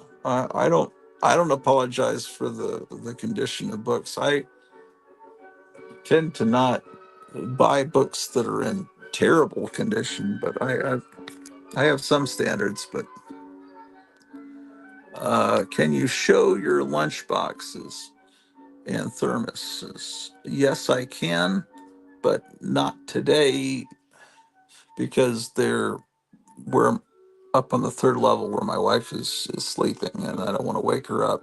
But sometimes just the creaking floor wakes her up because but I can do it on a day when she's awake. I'll show you my lunch boxes. Yeah. And your magazine collection is amazing. It's on one of your videos and I didn't bookmark it. So I've been looking for it ever since. You have way too much content. It's an impossible mission. Um, what type of magazines were you? I could do another show where I show whatever magazines you're interested in because I have them somewhat all together now where I can find things and I'm having to file magazines in that I've gotten lately. So I will um, um, Tell me what, like, you're looking at monster magazines, whatever. I'll find them and do another show. A lunchbox show would be great. Thanks, Gratu says yes. I will. I'll show the lunchboxes. I'm thinking of moving the lunchboxes out. I don't want to. Yeah, I have them up on top of shelves in a kitchen. I don't think that's. Yeah, a lot of people do that. I don't think it's a good idea because if you start cooking in the kitchen, then you get grime and grease all over them, and so I'm going to put them on a shelf. I just got to get more shelving, and then I can put the lunch boxes in a nice spot. Um, yeah, I don't have a world class lunchbox collection or anything, but um, and some of them look good because one side looks good and the other side is trashed. Like that's the way it is with my Batman lunchbox and my Monsters lunchbox. There's one side that's presentable and the other side is almost bare metal. Um, um, but lunchboxes are something I don't hear people collecting. You just don't hear people talking about it anymore. Um,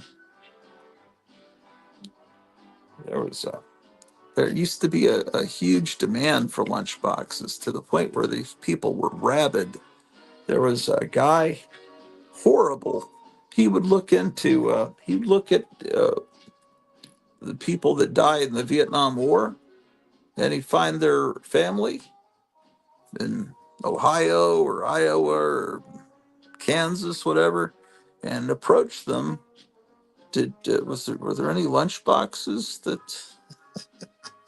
And a lot of when your son gets killed in a war and you still have the lunchbox down in the cabinet in the kitchen or in the pantry and you don't want to really throw it away, it's like, but there's some evil picker contacts you. It's like, well, did they leave any lunchboxes? This seriously is the kind of shit that would happen. I don't know how many people did that, but I've heard of it happening. Someone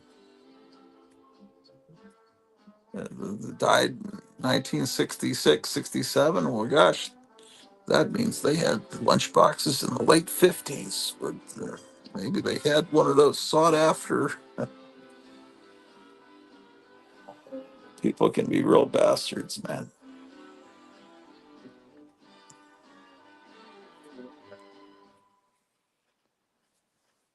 Yeah. Yeah, big little books are also, well, those have been people that's been out of the collecting field for a while. That used to be a big deal. But anyway, what who was that was saying that? There was a I'm just was it I'm just a caveman? Who was it? Okay, caveman was asking about Dr. Fibes. Yeah, I wish he'd come back. Um oh, it's Shazam Boy 53. Okay. I assume you were born in 1953. Um, okay. He was saying something. Where was it? Might have been back here.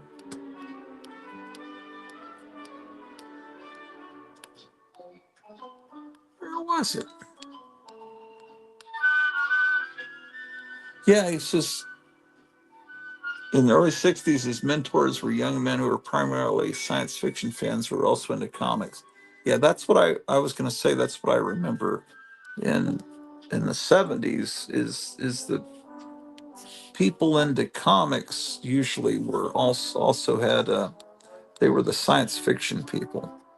Um, um, and when Lone Star Comics first opened its first brick and mortar store, it was called Lone Star Comics and Science Fiction, and it had comic books and science fiction paperbacks.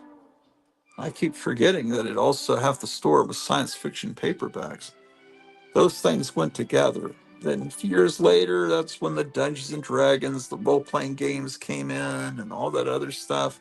That wasn't there originally. It was two things: comic books and science fiction, and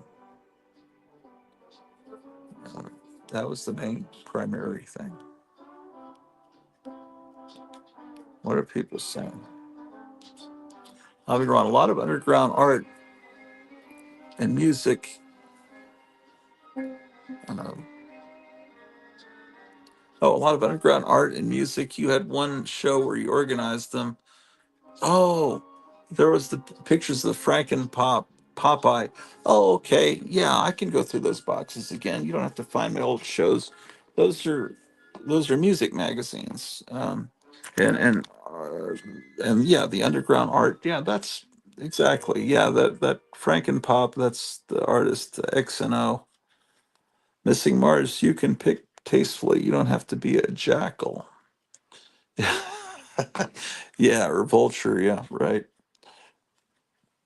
Is the link I'm at. And, a lot of black and white stuff, but color stuff from the 90s also. Yeah, I could go back through all those magazine boxes. I'm thinking maybe they should all be alphabetized, but I don't know if I could do that. That'd be a lot. What happened to Disney and comics? Just put my turkey in the deep fryer. Time to relax and watch some Orloff Network.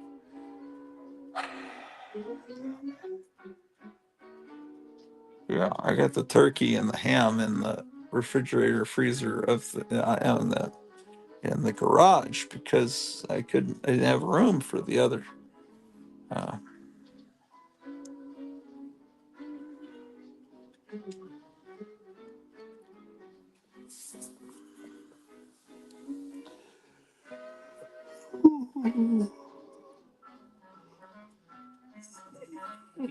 yeah. But anyway, this guy that was trying to dox Sticky Goose, his show was like unwatchable. He was like this weird, laughing, crazed guy.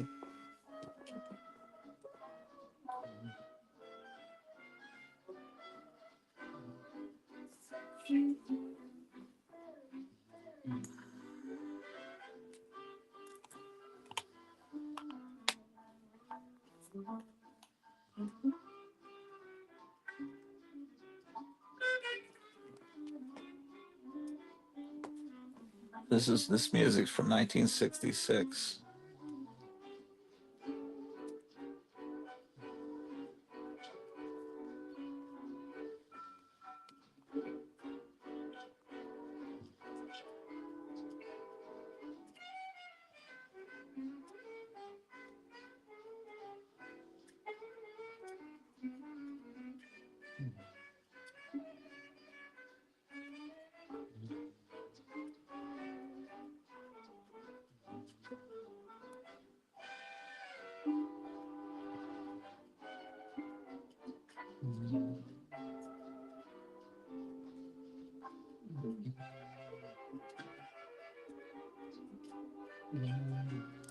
Okay, I only have 8 more records to record after this one. Ugh.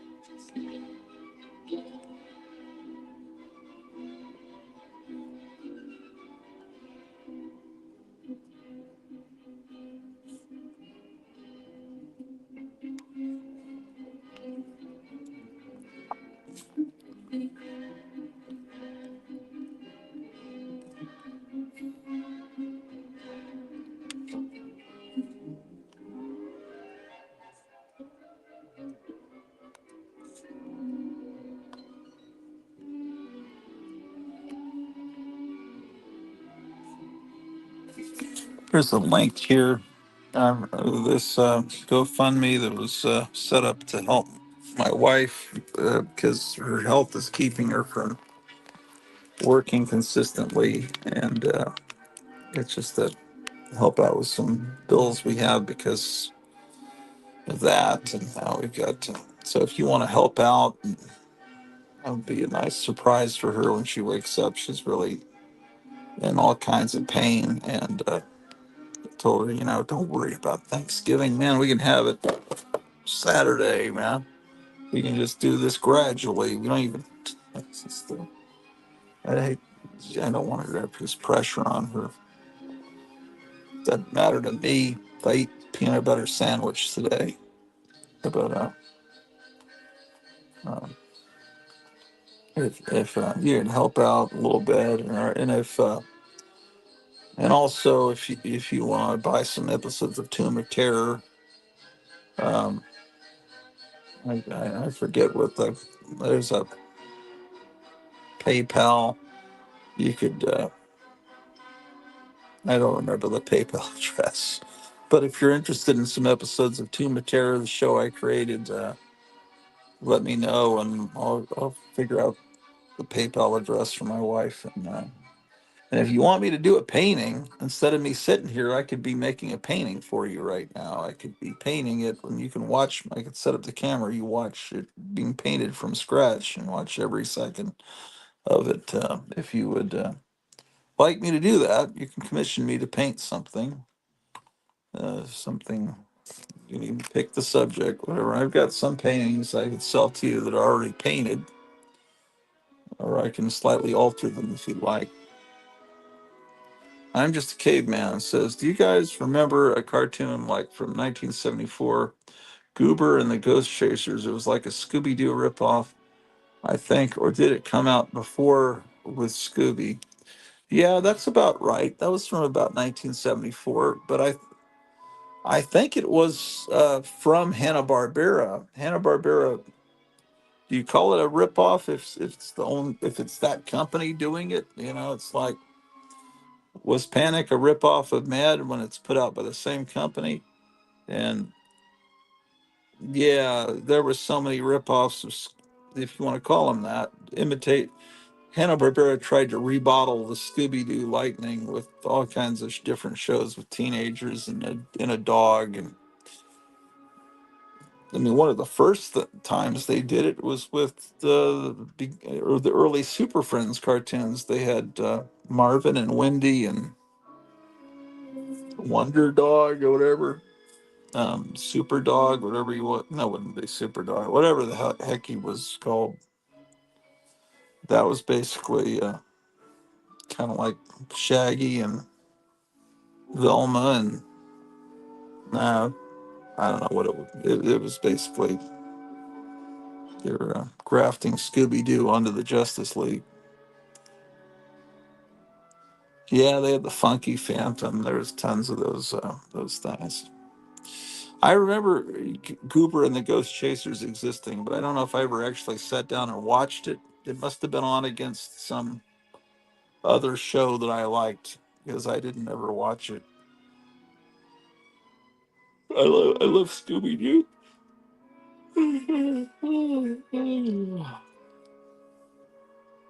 Crap.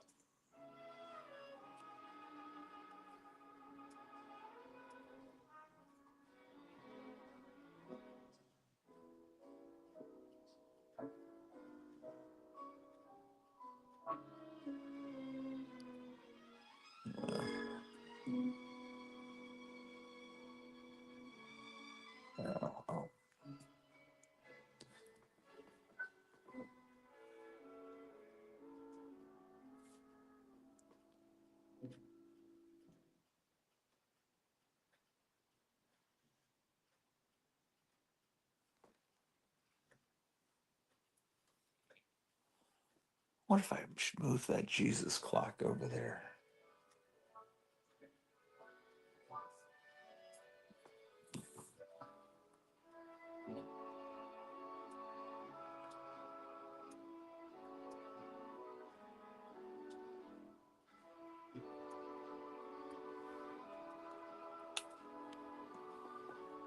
Yeah, somewhere there is a comic book dungeon channel. I forgot about that.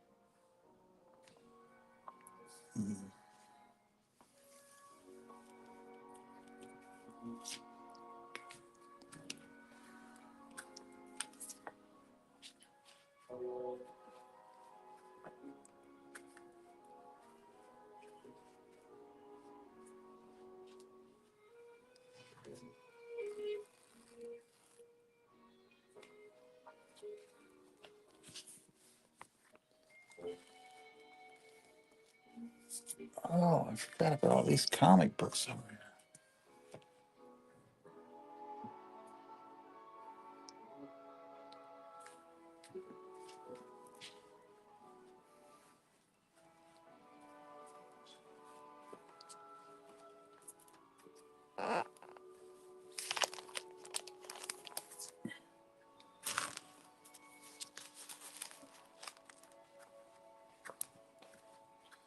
I'm gonna take these books upstairs.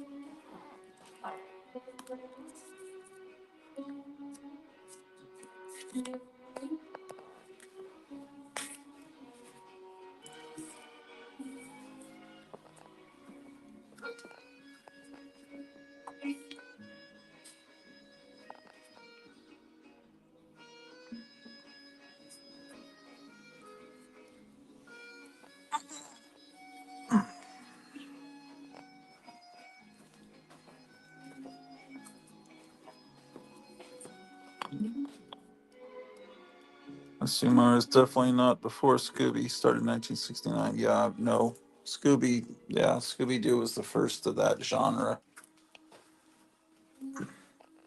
Yeah, Goober was 74, I think. You're right.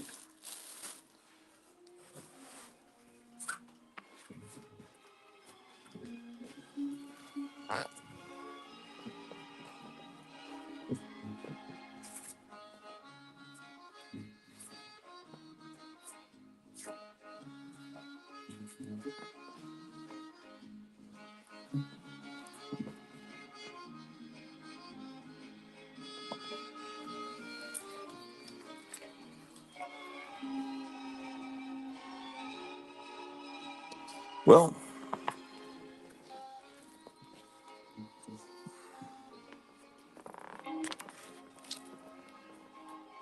I probably should do like a real show. I've done so many of these damn streamed shows. I need to do like a real actual show. Um, those look a lot better. Uh,